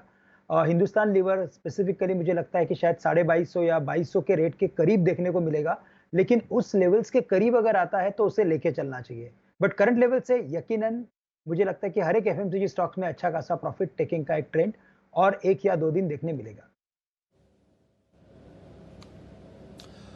ओके ये है आपके लिए राय। कंजम्पशन स्टॉक्स पर थोड़ा प्रेशर आ रहा है। एचयूएल की हमने बात करी, वहां पर प्रेशर है। अभी गोदरेज कंज्यूमर पे देखिए एक ब्रेकडाउन आया है, जैसे श्रीकांत जी बोल रहे हैं। जुबिलेंट फूड यहाँ पर भी थोड़ा प्रेशर आते हुए दिख रहा है। तो देखते हैं कहाँ पर ये ट्रेंड जाता है।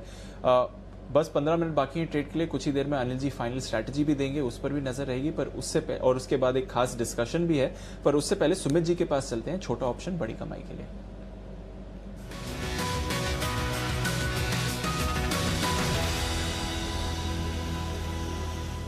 बताइए सुमित जी। दीपांशु थोड़ी देर पहले महिंद्रा फाइनेंस का कॉल दिया था, 12 रुपए का टारगेट था, 1180 का हाई लगा है, ऑलमोस्ट टारगेट हिट है। जिन्होंने प्रॉफिट बुक किया अच्छी बात है, बाकी लोग ट्रेलिंग स्टॉप लॉस का यूज करें। और अभी जो छोटा ऑप्शन में स्टॉक आया है वो है LIC housing finance. LIC housing finance chart के ऊपर मेरे को बहुत बढ़िया लग रहा है। 287 इसका स्पॉट का भाव है। मेरे को लग रहा है कि ये स्टॉक 290 के ऊपर सस्टेन करते ही 300 रुपए तक का मूव दिखाएगा। LIC हाउसिंग फाइनेंस के अंदर 290 का कॉल 11 रुपए 12 रुपए के बीच में अभी ट्रेड कर रहा है। LIC हाउसिंग फाइनेंस का 290 का कॉल 11 रुपए 12 रुपए के बीच में अभी ट्रेड कर रहा है। इसको यहाँ पे CMP पे लेने का सलाह रहेगा। 6 रुपए का नीचे में इसमें स्टॉप लॉस लगाना है और ऊपर में 20 रुपया का पहला टारगेट होगा, 25 रुपया दूसरा टारगेट होगा। 2 से 3 दिन का होराइजन रख के इस पोजीशन को होल्ड करना है। 6 रुपए का स्टॉप लॉस, 290 का कॉल, 20 रुपया 25 रुपया टारगेट। मेरे को लग रहा है LIC हाउसिंग फाइनेंस यहाँ से एक अच्छा अपसाइड मूव दिखा सकता है। 20 और 25 रुपए के टारगेट के लिए आपको LIC हाउसिंग फाइनेंस 290 का कॉल खरीदना है। सुपर हिट रहा थोड़ी देर पहले M&M फाइनेंस पर कॉल और एक और NBFCs पर अब कॉल आ रहा है सुमित जी की तरफ से। छोटा ऑप्शन बड़ी कमाई के लिए, तो वहां पर हमारी नजर जरूर है इस पर। थोड़ी देर में अनिल जी से स्ट्रैटेजी जानेंगे, कुछ खास डिस्कशंस भी आ रहे हैं। उससे पहले कुछ और स्टॉक्स पर नजर डाल लेते हैं जो आज अच्छे मूव दिखा रहे हैं दोनों ही तरफ। स्टील अथॉरिटी ऑफ इंडिया, इस पर एक ब्रेकडाउन आया है और BPCL इस पर एक ब्रेकडाउन आए। श्रीकांत जी, दोनों चार्ट्स को देखिए और बताइए क्या लेवल्स अब ट्रैक करने चाहिए, सेल और बीपीसीएल। देखिए, वैसे मेटल स्टॉक्स में लगातार हम हायर टॉप हायर बॉटम की सीरीज देख रहे हैं और इसी वजह से मुझे लगता है कि इनमें और परफॉर्मेंस शायद देखने मिलेगा, लेकिन स्पेसिफिकली पीएसयू स्टॉक्स में एक अच्छी बिकवाली बनी हुई है और बीपीसीएल सेल दोनों में मुझे लगता है कि एक बिकवाली का ट्रेंड रहेगा। तो करंट लेवल से तो मुझे लगता है कि एटलीस्ट स्टील अथॉरिटी को अवॉइड करें, बट अगर मेटल्स में अगर ध्यान देना ही है तो मुझे लगता है कि जहाँ पे फोकस करना है वो है स्टॉक हिंडाल्को। इसमें बेहतरीन पैटर्न बना हुआ है और जो इसकी रिकवरी बनी है दीपांशु, वो क्लियरली दर्शा रहा है कि ये स्टॉक मुझे 120 या 122 के लेवल्स के करीब आने वाले 1 या 2 दिन में देखने मिल सकता है। तो हिंडाल्को को बाय करके चले। और रिफाइनरीज में मुझे लगता है कि काफ़ी सारा कन्फ्यूजन रहेगा, बट अगर किसी एक स्टॉक में अगर मुझे दाव लगाना है फॉर नेक्स्ट 10-15 डेज तो बीपीसीएल ले सकते हैं, लेकिन करंट लेवल से मुझे लगता है कि कोई ऐसा स्पेसिफिक फॉर्मेशन नहीं है कि जिसके पीछे मैं इसमें एक शॉर्ट टर्म पोजीशन बना लूँ।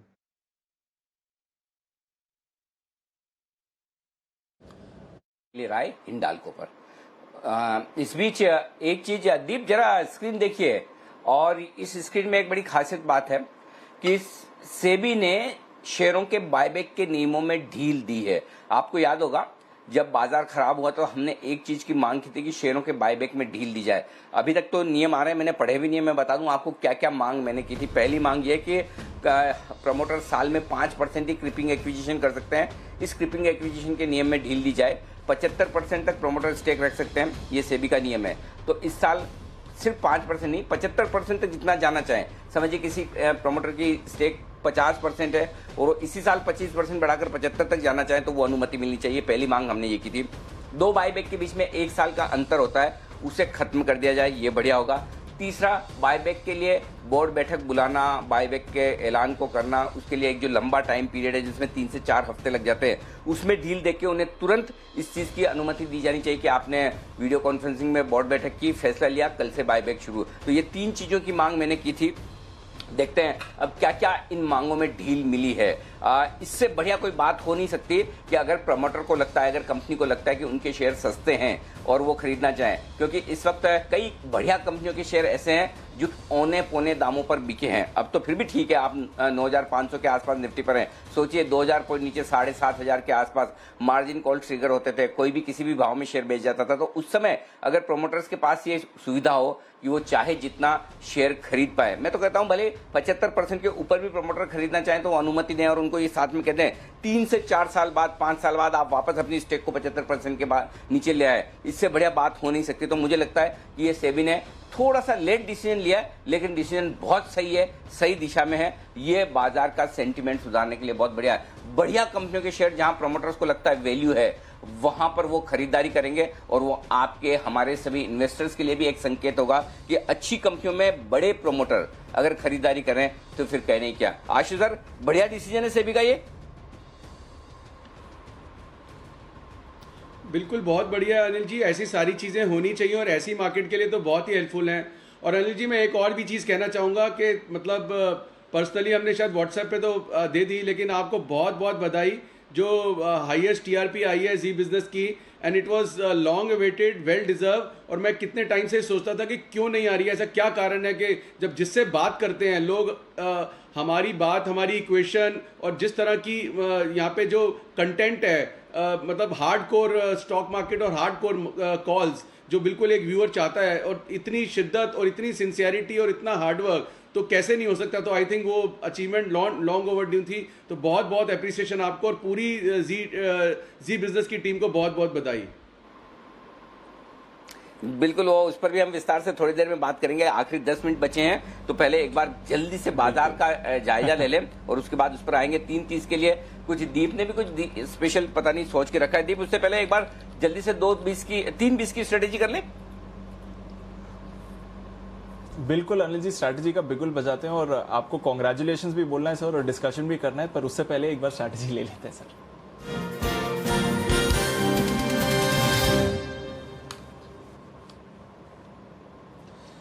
सर ग्लोबल का सेटअप तो ऑलमोस्ट वैसा ही है सर, कुछ ज़्यादा यहाँ पर उतार चढ़ाव नहीं है, बदलाव भी नहीं है।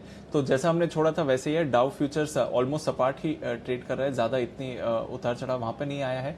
यूरोप के बाजार हल्के फुल्का ट्रेड हो रहा है सर। डाउ फ्यूचर्स थोड़ा पॉजिटिव हो गया इस समय, बट वैसे ही है, ज़्यादा रेंज यहाँ पर आपको दिखेगी नहीं। तो ग्लोबल क्यूज सर एकदम वैसे ही हैं, आप बस भारतीय बाजार ही हैं जो इतने गर्म है आज। जी बिल्कुल। तो ग्लोबल संकेत ना अच्छे हैं ना बुरे हैं, तो पता नहीं आज रात में अमेरिका में होगा क्या। वहां जो भी हो, हमारे यहाँ मजबूती के साथ हम बंद होते हुए दिख रहे हैं। और एक सबसे बड़ा कंफर्ट दीप जो है इन दिनों में बाजार में, मुझे वो ये कि बाजार अच्छी खबरों पर यहाँ पर ट्रेड कर रहा है और ज्यादा अच्छे से ट्रेड कर रहा है, और बुरी खबरों पर बाजार रिएक्शन कम दे रहा है। ये एक अच्छी बात है। अब लेकिन जब एक्सपायरी की वजह से कुछ शॉर्ट कवरिंग और कुछ हो, तो मैं डे हाई पर खरीद कर जाने में थोड़ा सा कंफर्टेबल कम रहता हूं कि 9300 के आसपास जहां बंद हो रहे हैं। आपको याद होगा हम ये कह रहे थे कि 51 पॉइंट की तेजी बन सकती है, लेकिन शायद क्लोजिंग 9300 के आसपास होती दिखे। जिस तरह से 35 लाख शेयरों का ओपन इंटरेस्ट था वहां पर कॉल्स में, लगभग उसी के आसपास बाजार आते हुए दिख रहे हैं। तो ये डेटा आपके सामने एक बार दिख रहा है। अब जहां तक कल का सवाल है, मेरा ये समझना है कि बेहतर होगा एक ट्रेड छोड़ दें, कल का कल देखें, और या फिर भी जो बहुत एग्रेसिव ट्रेडर हैं वो 9300 का कॉल खरीदें, 9500 का सामने बेच दें, ये ज्यादा ठीक होगा। लेकिन मेरी पहली चॉइस यही होगी कि ना करें तो बेहतर है। डाउ फ्यूचर्स भी एकदम फ्लैट दिख रहे हैं, तो कल की ओपनिंग को लेकर थोड़ा सा, और आज शॉर्ट कवरिंग सारी हो गई, एफआईएस के डेटा भी आज देख लेते हैं, तो बेटर ये दीप आज स्किप ही कर दें, कल की कल देखेंगे। आज निफ्टी और बैंक निफ्टी पर क्लोजिंग वाला कोई ट्रेड ना करें, वो बेहतर है। स्ट्रेस फ्री रहें, ज्यादा ठीक रहेगा। ओके, निफ्टी बैंक निफ्टी पर कोई ट्रेड ना करें, वही बेहतर है। सेफ थोड़ा रहें, क्योंकि क्लोज कर रहे हैं, डेज हाई पर क्लोज कर रहे हैं, एक्सपायरी है, ग्लोबल क्यूज ज़्यादा हमें बता नहीं रहे कि क्या होने वाला है, तो थोड़ा आप अपना रिस्क कम ही रखें, यही बेहतर रहेगा। और वैसे तो 9300 के ऊपर है, पर उसके ऊपर थोड़ी गेंस इस समय नहीं आई है, बल्कि कुछ स्टॉक्स में थोड़ा ब्रेकडाउन के संकेत भी आ रहे हैं, थोड़ी मुनाफा वसूली भी आ रही है, तो रिस्क लेने की जरूरत नहीं है। ये है अनिल जी की राय इस समय। पर बाजार का एक्शन आज इतना भरपूर रहा है कि सांस लेने का टाइम ही नहीं लाया है। मार्केट्स क्लोज हों उससे पहले एक दो स्टॉक्स के बारे में बात कर लेते हैं। सुबह एलएनटी के बारे में हमने बात करी थी, उस पर कुशल कुछ इंटरेस्टिंग रिसर्च लेकर आए हैं। बताइए कुशल, जिस तरह से मूवमेंट आ रहा है, पिछले कुछ दिनों में अच्छे ऑर्डर्स भी हमने इस स्टॉक को जीतते हुए देखे हैं, क्या ट्रेंड इमर्ज कर रहा है, क्या खबर आ रही है एलएनटी?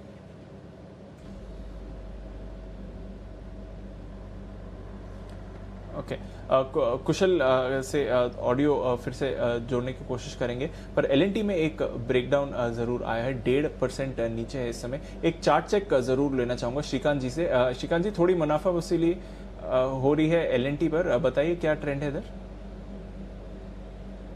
देखिए, वैसे यहाँ पे जो एक फॉर्मेशन है वो इंडिकेट कर रहा है कि इसमें एक मुनाफा वसूली हो रही है, लेकिन साथ ही साथ मुझे लगता है कि ये जो करंट लेवल्स है वो काफ़ी इंपॉर्टेंट सपोर्ट लेवल्स हैं, और 830 से लेकर मुझे लगता है 820 के रेंज में अगर इसे लॉन्ग करके चले तो शायद ये स्टॉक वापस एक बार 900 या 915 के लेवल्स को दिखा सकता है। जैसे कि मार्केट का ट्रेंड बना हुआ है, जो काफ़ी कॉशियसली ऑप्टिमिस्टिक मार्केट है, वहाँ पे मैंने देखा है कि जहाँ पे काफ़ी वैल्यू है और जो स्टॉक लार्ज कैप है उसमें बाइंग बनती जा रही है। तो करंट लेवल से कोई भी गिरावट आए तो लार्सन लेके चले, ये हमारी राय है।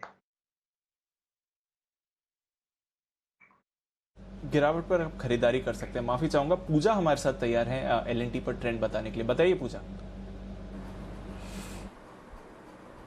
जी, एलएनटी में अगर पिछले एक महीने से देखें तो 20% तक की तेजी देखने को मिली है। वजह है उनकी ऑर्डर बुक। पिछले 3 हफ्तों में कंपनी ने 10 नए ऑर्डर्स जीते हैं, और ऑर्डर की जो वैल्यू है वो 8,500 से 37,000 करोड़ के बीच की ये नए ऑर्डर्स हैं। तो ये बड़ी ऑर्डर बुक अब कंपनी की हो चुकी है। और इसके अलावा बाजार का भी अगर देखें तो एलएनटी पे भरोसा बढ़ चुका है। क्रेडिट स्विस की रिपोर्ट के मुताबिक उनकी आउटपरफॉर्म की रेटिंग बरकरार है, लक्ष्य 1100 का दिया है, और Q4 में जो नए ऑर्डर्स आए हैं उनका कहना है वो अनुमान से काफी बेहतर था। हालांकि चिंता अभी खत्म नहीं हुई है एलएनटी के लिए। अगर FY20 ऑर्डर गाइडेंस की बात करेंगे तो वो हो सकता है मिस करे। FY21 में ऑर्डर्स 10 से 12% बढ़ने की उन्होंने गाइडेंस दी थी, तो वो गाइडेंस कहीं ना कहीं मिस होते हुए दिखाई देगी। और इसके अलावा तेल की वजह से मिडिल ईस्ट में भी कुछ परेशानी बढ़ रही है।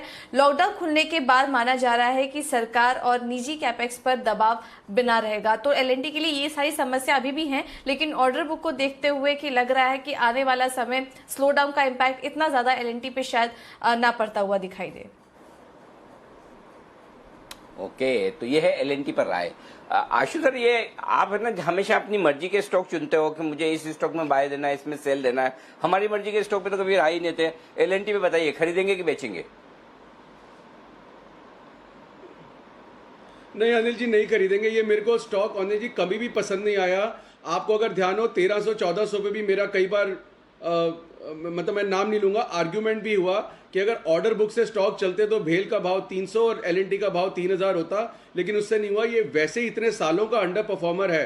हाँ, इस भाव पे से जरूर हो सकता है, लेकिन अनिल जी अगर मुझे लेना ही है तो मैं ये क्यों लूंगा? मतलब आज अगर आप ये बोले कि नहीं अब तो बहुत करेक्ट हो गया, अच्छा भाव है, सेफ भाव है, हो सकता है सेफ भाव हो, लेकिन मैं इस सेफ भाव में भी ऐसी चीज लूंगा ना कि जो मुझे लगता है कि आने वाले टाइम में एक नया थीम उभर के आएगा, तो मैं वो चीज लूंगा। अनिल जी अभी भी मैं बोल रहा हूं कि हमारी लाइफ बहुत चेंज होने वाली है, इतनी चीजें चेंज होंगी। It is too early and too preemptive to predict anything, but all I can say हमारा इतना चीज चेंज होने वाली है, ये कुछ ना कुछ निकल के आता रहेगा। तो उसके चलते में मुझे नहीं लगता कि एलएनटी एक प्रेफर्ड पिक होनी चाहिए, क्योंकि हम ये बात करते हैं कि हमारे पास प्रॉब्लम है, लेकिन हम ये भी बात करते हैं कि ये अपॉर्चुनिटी है कि इस प्रॉब्लम से जो निकल के जाएगा उसके लिए बहुत बड़ी अपॉर्चुनिटी है। तो वो थीम्स क्या उभर के आएंगे उस पर अनिल जी हमें ज्यादा ध्यान देना चाहिए। सो मुझे एलएनटी में जस्ट बिकॉज वो 1300-1400 से 850 आ गया in line with other stocks, comfort आएगा, मुझे अभी भी कंफर्ट नहीं है, क्योंकि मुझे उसमें बहुत बड़ी अपमूव नहीं नजर आती है।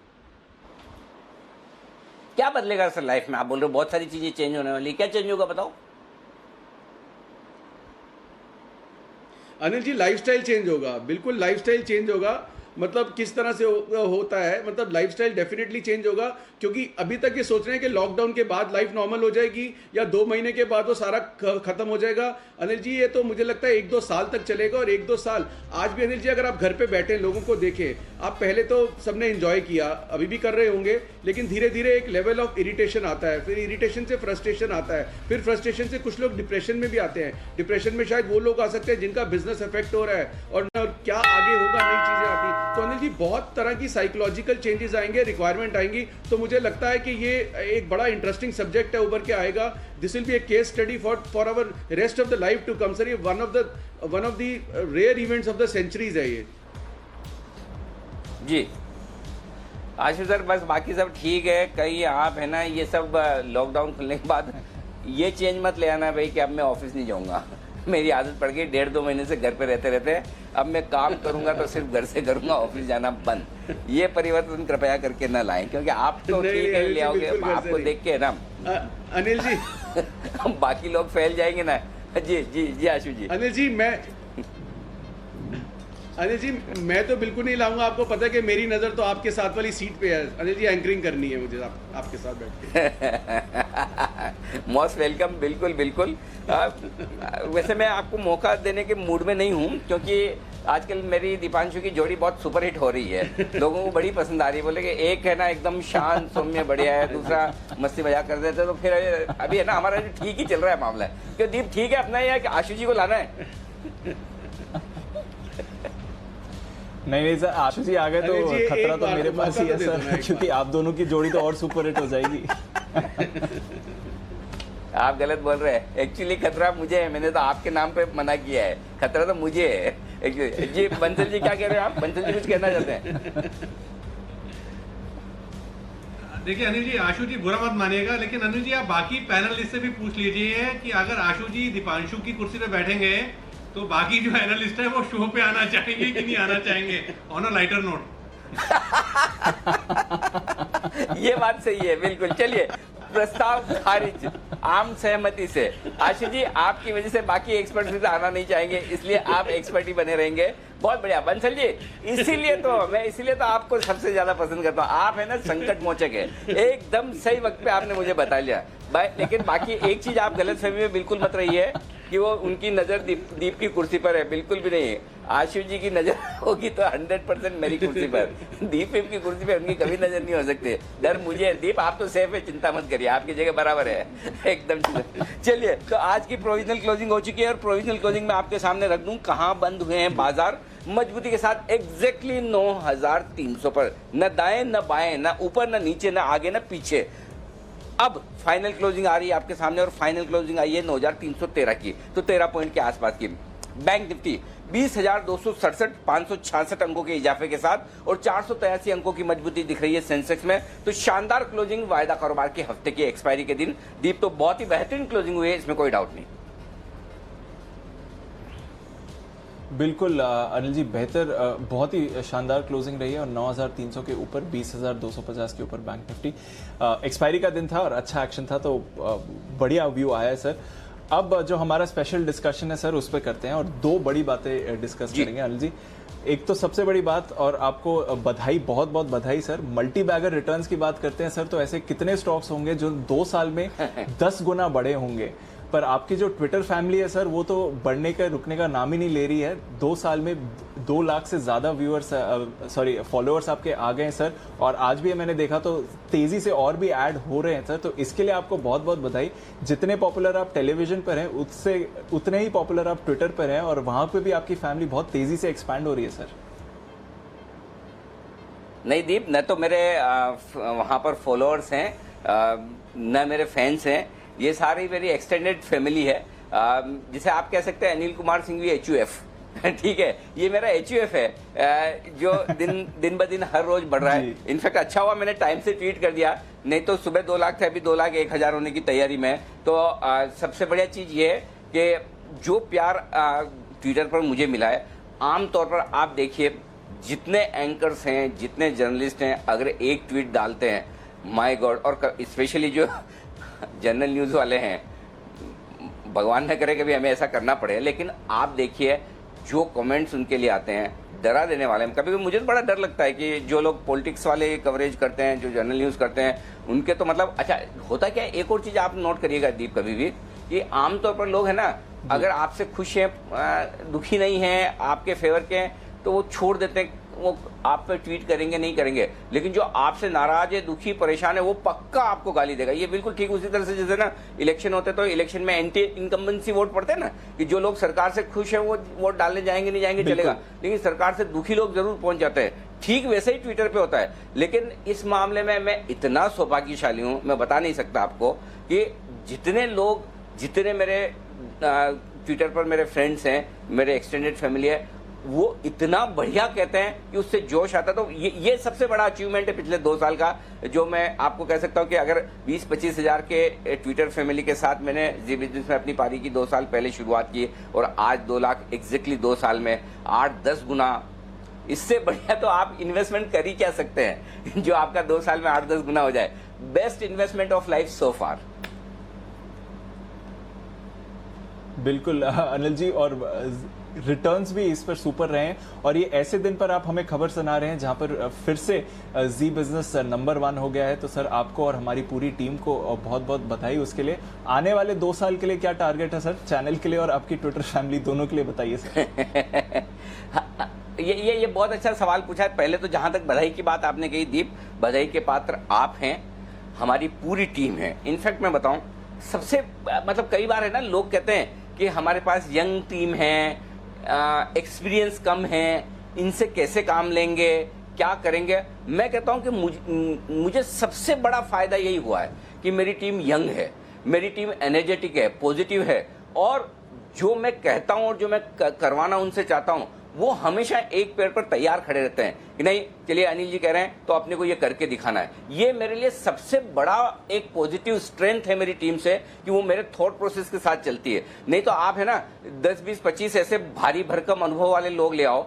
अब आप एक एग्जांपल आपको देता हूं, एक तरफ भसीन साहब को खड़ा कर दो, एक तरफ आशीष साहब को खड़ा कर दो, दोनों में से कोई नीचे झुकेगा क्या? दोनों भारी भरकम दिग्गज है अपने आप में, इतने एक्सपीरियंस वाले, लेकिन है ना मतलब छोटे छोटे 2 आदमी को खड़ा कर दो, 2 एनालिस्ट को, तो वो आपस में मान लेंगे बाद चलो छोड़ो। सेम मेरे साथ में ये सिचुएशन है। मेरी टीम इतनी मेरे साथ में मिली हुई है कि मुझे बड़ा फायदा होता है। दूसरी बात, ये तो मेरी कंप्लीट इंटरनल टीम, और ये मेरी सेमी इंटरनल या सेमी एक्सटर्नल टीम जिसको मान लो, जो आप पूरी एक बार जरा स्क्रीन पे दिखा दीजिए। मेरे सारे वो गेस्ट, वागले साहब, कुणाल जी, राकेश जी, श्रीकांत जी, सुमित जी, आशीष सर, ये सारे लोग, और जो बहुत सारे लोग ऐसे हैं जो इस वक्त स्क्रीन पर नहीं है, ये टीम है वो दमदार जो आप तक अपनी बेहतरीन रिसर्च और अपने थॉट्स, अपने विचार, अपनी एनालिसिस आप तक रखती है।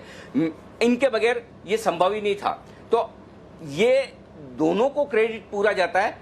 मैं तो है ना आराम से बैठा हूँ, बोलता रहता हूँ सुबह शाम और सारी क्रेडिट ले जाता हूँ। एक्चुअली काम करने वाले लोग आप हैं, और सबसे ज्यादा हमारी दोनों ही तरह की टीम, जो हमारे एक्सपर्ट्स की है और मेरी टीम पर्दे के पीछे जो है वो जबरदस्त काम करती है। लेकिन हाँ, जो सवाल आपने पूछा अगले 2 साल के लिए टारगेट क्या है, एग्जैक्टली वही टारगेट है जो 2 साल पहले था। और वो 2 साल पहले क्या टारगेट था मैं आपको बता दूं दीप, क्योंकि ये आपको पता नहीं होगा। जो लोग पहले दिन से जी में मेरे साथ में हैं वो ये जानते हैं। और जब मैंने पहली मीटिंग जी में ली थी तब मैंने एक ही चीज गई थी, हमारा टारगेट क्या होना चाहिए। हमारा टारगेट सिर्फ एक चीज का होना चाहिए, और वो ये कि एक अच्छा प्रोडक्ट बनाना। अच्छा प्रोडक्ट से मेरा मतलब है एक अच्छा चैनल बनाना, एक ऐसा चैनल बनाना जो साफ सुथरा हो, लोगों के काम की बात करता हो, लोगों के पैसे बचाने में मदद करे, लोगों के पैसे बनाने में मदद करे। ये इतना सिंपल सा फॉर्मूला हमें रखना है, एक अच्छा प्रोडक्ट बनाना है। एक अच्छा प्रोडक्ट बनाने की प्रोसेस में आपको 2 बाय प्रोडक्ट मिलते हैं। जब आप प्रोडक्ट बनाते हैं, जैसे आप गन्ने से शुगर बना रहे हैं तो आपके इथेनॉल और कुछ न कुछ मोलेसिस मिलेगा, ठीक उसी तरह से एक अच्छा प्रोडक्ट बनाने की, एक अच्छा टीवी चैनल बनाने की प्रोसेस में आपको 2 बाय प्रोडक्ट मिलते हैं। पहला टीआरपी, दूसरा रेवेन्यू। दिक्कत यही है, ज्यादातर लोग बाय प्रोडक्ट पर फोकस करते हैं, या तो टीआरपी पर फोकस करेंगे या रेवेन्यू पर फोकस करेंगे या दोनों पर करेंगे, और उस चक्कर में आप प्रोडक्ट पर फोकस नहीं करते हैं। हमने पिछले 2 साल में सिर्फ और सिर्फ एक चीज पर फोकस किया है, अच्छा प्रोडक्ट बनाने पर, अच्छा चैनल बनाने पर। ऐसा चैनल बने जहां आपके काम की बात हो, ऐसा चैनल बने जहां जब आप चाहें वो देखें, ऐसा चैनल बने जहां एक आम कंज्यूमर के हित की बात हो जिसकी कोई नहीं सुनता। ये चीज हमने करने की कोशिश की है, और उसी प्रोसेस में आप देखिए ये टीआरपी और बाकी रेवेन्यू वगैरह जो हो रहे हैं वो तो बाय प्रोडक्ट है, अपने आप आएंगे। प्रोडक्ट बनेगा तो बाय प्रोडक्ट तो बनेंगे ही। तो इसलिए अभी भी अब आगे, अगर आगे आप मुझे पूछ रहे हैं कि आगे के 2 साल में या आगे के 10-20 साल में मेरा क्या टारगेट है, तो टारगेट एक ही है, इसके अलावा कोई टारगेट नहीं।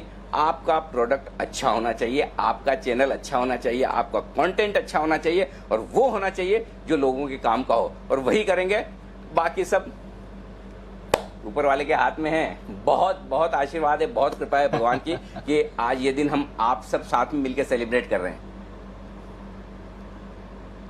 बिल्कुल अनिल जी, और एक बार आपको बधाई, और जी बिजनेस को भी बहुत बहुत बधाई सर। आज एक और खास दिन है, जी बिजनेस वापस नंबर 1 है, आपके 2 लाख फॉलोअर्स हो गए। आज सर वर्ल्ड बुक डे भी है, और ये 25वीं एनिवर्सरी है वर्ल्ड बुक डे पे। ये एक्चुअली इस दिन विलियम शेक्सपियर का निधन हुआ था, तो इसलिए इसको वर्ल्ड बुक डे के हिसाब से सेलिब्रेट किया जाता है। अब सर इसमें जो बात हो रही है वो अब हम सारे एक्सपर्ट्स ये जानना चाहेंगे, और मैं सारे एक्सपर्ट से ये सवाल पूछूंगा कि आपको एक किताब लिखनी चाहिए, ये एक सुझाव आ रहा है, क्योंकि आप एक तो इंटरनेट के एक बड़े सेलिब्रिटी हैं, टीवी के स्टार हैं, मार्केट्स पर आपकी पकड़ है, पर्सनल फाइनेंस हो, म्यूचुअल फंड्स हो, स्टॉक्स हो, सब पर आपकी पकड़ है, क्रिकेट आपका एक पैशन है। आप जिस भी चीज़ की बात करते हैं वहाँ पर आप एक एक्सीलेंस या एक क्वालिटी मांगते हैं जो आती है, मैनेजमेंट के आप एक्सपर्ट हैं। तो मैं अब सारे एक्सपर्ट से पूछना चाहूंगा कि अगर वर्ल्ड बुक डे पर अनिल जी को एक बुक लिखनी हो तो आपका क्या सुझाव होगा? बंसल जी आपसे शुरुआत करते हैं। अगर अनिल जी को बोले कि वर्ल्ड बुक डे है सर, आप जी सर बोलिए। अरे दीप, मुझसे क्यों किताब लिखवा रहे हो सर? इतने सारे वर्ल्ड बुक डे के दिन मुझे भी सिर्फ ये आइडिया कहां से आया है? अरे सर इतने अभी आपने ये बोला, इतने अभी आपने ये बताया सर, इतने सारे आप हैट्स पहनते हैं और हर उस पे आप सक्सेस दिखा रहे हैं, तो फिर आपकी एक्सपर्टीज तो जानना चाहेंगे बुक के जरिए सर। कुणाल जी बोल रहे हैं, कुणाल जी से शुरुआत करते हैं, फिर बंसल जी, आशु सर और बाकी एक्सपर्ट से भी पूछेंगे। कुणाल जी बताइए। देखिए इसका मैं जवाब देता हूं दीपांशु, लेकिन उससे पहले देखिए जो अनिल जी ने अभी बात कही कि 2 साल पहले जब उन्होंने शुरू किया था तो उन्होंने जी की अपनी टीम को जो संबोधित किया था, उसके अलावा अनिल जी आपको अगर याद हो तो आपने 2 साल पहले मुझे और राकेश जी को भी एक चीज़ बताई थी। आपने कहा था कि भाई देखिए चैनल की सफलता से ज़्यादा इम्पोर्टेंट ये है कि चैनल से जुड़ा हर आदमी अगर सुबह सवेरे जब वो अपने ऑफिस की तरफ, अपने काम की तरफ जा रहा है और अगर उसको एक्साइटमेंट है, अगर वो खुशी खुशी जा रहा है और रोज़ ऑफिस से आकर के अगर वो खुशी खुशी घर लौट रहा है, तो मैं मानूंगा कि चैनल सफल हो गया और मेरा प्रयास सफल हो गया। तो अनिल जी सबसे पहले तो जो 2 सालों में रोज़ाना मुझे और राकेश जी को जो खुशी होती है, हमें इंतज़ार होता है कि कब 8:30 होंगे और कब चैनल शुरू होगा, और अभी लॉकडाउन में तो ये इंतज़ार हमारा कई गुना बढ़ गया है। तो सबसे पहले तो अनिल जी इसके लिए आपका धन्यवाद। और दूसरी चीज़ अनिल जी, 2 लाख जो आपके फॉलोअर हो गए हैं ट्विटर पर और जो चैनल को नंबर 1 रेटिंग मिली है, इसके लिए बधाइयाँ तो जितनी दें उतनी कम है। लेकिन अनिल जी एक आपसे बहुत बड़ी शिकायत है मुझे और राकेश जी को, और वो शिकायत ये है कि अनिल जी इतने कीर्तिमान बनते चले गए, वो हम एक पार्टी की मांग करते आए हैं, महीनों सालों हो गए, तो पार्टी तो अनिल जी अब उसकी उम्मीद तो हम लोग छोड़ गए हैं। एक आपसे सुझाव है अनिल जी, हमारा एक मांग है कह लीजिए।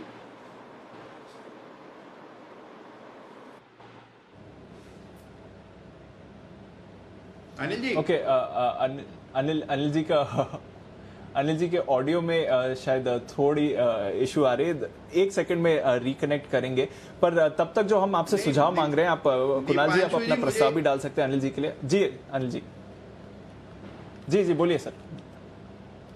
अनिल जी सुन पा रहे हैं? अनिल जी सुन पा रहे हैं, उनका ऑडियो हम रिकनेक्ट कर रहे हैं, पर बोलिए सर।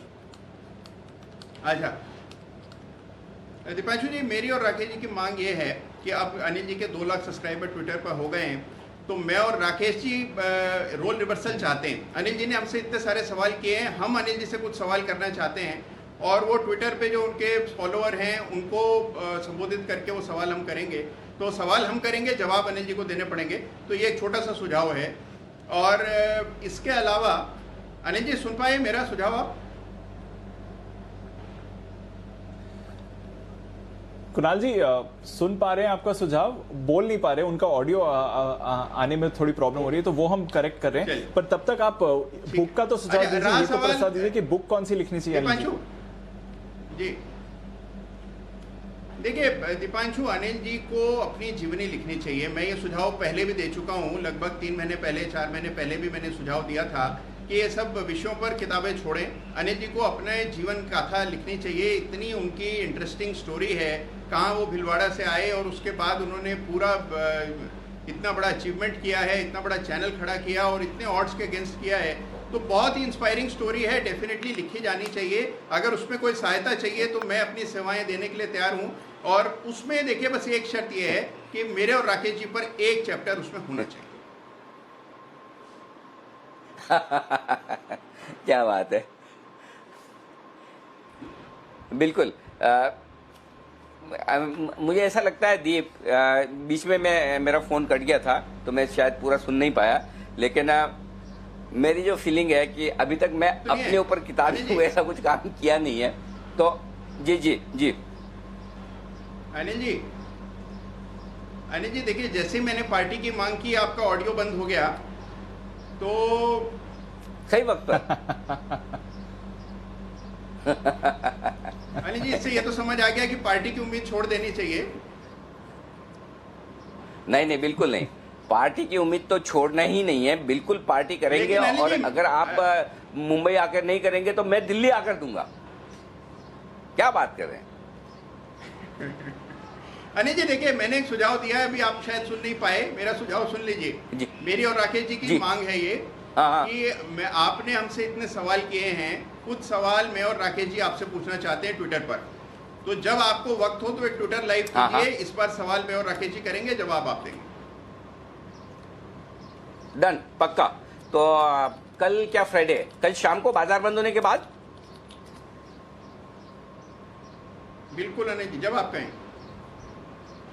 डन, बिल्कुल, कल शाम का प्लान कर लेते हैं। और आशु सर जुड़ना चाहें तो आशु सर भी जुड़ जाएं इस बीच, तो जो भी जुड़ना चाहें बिल्कुल स्वागत है। जी दीप। जी आशु जी का सजेशन भी जानना था सर, आशु जी बताइए। नहीं अनिल जी, ये अभी 2-3 चीज़ें जो कुणाल जी ने बोली, ये तो अब मैं रिपीट नहीं करूँगा। पार्टी वाली उन्होंने बात बोल दी, लॉन्ग ओवरड्यू चल रही है। बुक आपको ज़रूर अनिल जी, जो आपकी लाइफ के इतने मतलब इस जर्नी में सिर्फ बायोग्राफी को इस तरह से नहीं लीजिए कि कोई सक्सेस स्टोरी लिखनी है या वो चीज़ होती है, जो किस्से आपके साथ हुए हैं, जो आपने एक्सपीरियंस किए हैं because of the network you are into and the kind of exposure you had to the world and you have to the world. मुझे लगता है अनिल जी वो किससे शेयर करने के लिए आपको बुक ज़रूर लिखनी चाहिए। और तीसरी चीज़ अनिल जी, मैं तो आपको हमेशा कहता था कि ये टीआरपी जो मैंने पहले भी पूछा क्यों ये नंबर 1 नहीं था, मुझे तो इस टीआरपी की कमर्शियल कैलकुलेशन नहीं समझ आती थी। मैं तो मतलब पूरे देश में घूमता रहता हूँ, सब जगह हमारे ऑफिसेज हैं, क्लाइंट्स हैं, सब लोग मुझसे इतना पूछते हैं और इतनी हमारी इक्वेशन की बात करते हैं। और अनिल जी एक उनकी सिर्फ हमेशा रिक्वेस्ट होती है, उनको लगता है कि मैं आपके बहुत करीब हूँ, तो सब ये मुझे कहते हैं हैं कि क्या आप अनिल जी से एक बार मिलवा सकते हैं। तो मुझे तो लग रहा था अनिल जी अगर कुछ ऊंच नीच हो गई ये लॉकडाउन के पहले बाद में, तो मैं तो इसको बिजनेस वेंचर करना चाह रहा था कि लोग मैडम टिसॉट्स में 50-50 पाउंड की टिकट लेके जाते हैं, तो मैं तो कोई टिकट ही रख दूंगा कि अनिल जी से मिलवाने के लिए हर बार शहर दूसरे शहरों से लोग लेके आऊंगा आपसे मिलवा के, और मेरा तो काम ऐसे चल जाएगा। नहीं बिल्कुल नहीं। इस मामले में अच्छा एक चीज है, यहाँ बात निकली तो मैं बता दूं आशु जी, मुझे नहीं पता कि मैंने अब तक कितने कॉन्फ्रेंसेस किए होंगे, हजारों कर लिए मैंने, और हिंदुस्तान का शायद ही कोई ऐसा कोना बचा हो, और विदेशों में भी ढेर सारे जहाँ इन्वेस्टर कॉन्फ्रेंसेस होती है मैं स्पीच देने जाता हूँ, और मेरा नियम है आज तक मैंने किसी भी कॉन्फ्रेंस किसी भी सेमिनार के लिए एक पैसा भी चार्ज नहीं किया, न जिंदगी भर कभी करूंगा। ये मेरा नियम है। ये हमारी एक तरह से कह सकते हैं कि आप CSR एक्टिविटी है कि हम जिस प्रोफेशन से कमा रहे हैं अगर हम समाज को कुछ दे पाए तो डेफिनेटली मैं आपके साथ करूंगा, लेकिन उसमें न मैं चार्ज लूंगा न आपको लेने दूंगा, ये बात पक्की है 100%। ये जी दीप जी श्रीकांत जी के पास भी अनिल जी सजेशन है आपके लिए, जो हम बुक्स की बात कर रहे थे। श्रीकांत जी बताइए सर। अनिल जी, आप तो वैसे हमेशा ही सदाबहार रहे हैं, और जैसे आपने जो भी फील्ड को चूज किया है और वहाँ पे जैसे आपका एक पैशन है और आपका एक उसके अंदर जो एक इनोवेशन है, ये जो कॉम्बिनेशन है वो काफ़ी आदमी को सक्सेसफुल बनाता है। और उसमें अगर रिस्क टेकिंग एबिलिटीज़ हो या तो अगर करेजियस अगर कुछ काम करने की अगर काबिलियत हो, तो फिर मुझे लगता है कि वो आदमी हमेशा ही सक्सेसफुल रहता है। मैंने देखे कि जितने भी अथॉरिटीज़ के बुक्स पढ़े हैं उसमें मैंने एक ही बात देखा है कि वो काफ़ी करेजियस होते हैं, इनोवेटिव होते हैं, और उनके फील्ड में वो काफ़ी पैशनेट होते हैं। और इसी वजह से जो आपके ट्विटर फॉलोअर्स है वो 2 लाख के ऊपर के हैं, और वो काफ़ी एक बड़ी बात है। मुझे लगता है कि यस, जैसे भी आशु ने बताया, मुझे वैसे ही लग रहा है कि आपको आपके जो बुक्स में लिखने हैं वो जो आपके पर्सनल एक्सपीरियंस है, जो आपने काफ़ी डरावने जो माहौल में जो आपने डिसीजन लिए थे, या तो जो दिक्कत भरे माहौल में आपने डिसीजन लिए थे, वो अगर आप शेयर करेंगे तो वो जो हमारे रीडर्स हैं और जो दर्शक हैं उनके वो काफ़ी काम आएंगे। तो लॉट्स ऑफ कॉन्ग्रेचुलेशंस, और आपकी जो ये सक्सेस है वो दिन भर दिन ऐसे ही बढ़ती रहे। शुक्रिया सर। बिल्कुल वैसे अभी तक ऐसे ज्यादा डरावने माहौल में न तो काम करना पड़ा न डरावने डिसीजन लेने पड़े दीप। तो अभी मुझे लगता है कि मैं बुक लिखने की कोशिश भी करूंगा तो 2-4 पेज में खत्म हो जाएगी, तो थोड़ा काम और कर लूं उसके बाद सोचूंगा मैं। जी दीप जी बिल्कुल। मेरी तरफ से अगर सर सजेशन हो तो मैं तो चाहूँगा एक क्रिएटिव थिंकिंग पर आपको लिखनी चाहिए कि कैसे नए तरीके से चीज़ों को कर सकते हैं जाके आए उस पर रिजल्ट। बंसल जी, आपका कोई सजेशन था सर?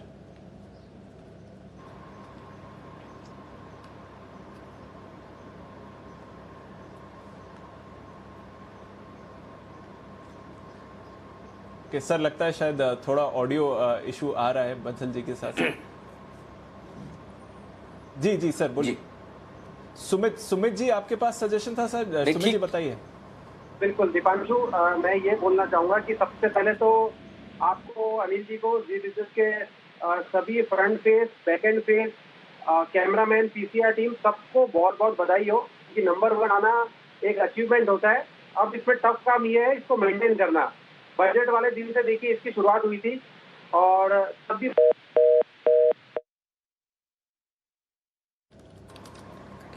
ओके सुमित जी का भी चला गया है ऑडियो। थोड़ी प्रॉब्लम आ रही है। ऑफ कोर्स हमारे साथ आप सपोर्ट कीजिए जैसे आपने हमेशा किया। वर्क फ्रॉम होम है, थोड़े डिफरेंट इंटरनेट कनेक्शन से मुश्किल हो रही है। बट अनिल जी बहुत बहुत बधाई एक बार फिर से। वर्ल्ड बुक डे है सर, आपको और हमारे पैनलिस्ट की तरफ से सजेशंस हैं। आशा करेंगे कि आप इनमें से किसी चीज पर बुक लिखेंगे सर। और कल बाजार का एक्शन फिर से देखेंगे सर। 9300 के ऊपर की क्लोजिंग हुई है, तो कल का भी एक्शन सर एक्साइटिंग होना चाहिए। जरूर, बिल्कुल। तो विदा लेने का वक्त है। आप सभी एक्सपर्ट्स का बहुत बहुत शुक्रिया, धन्यवाद आपका।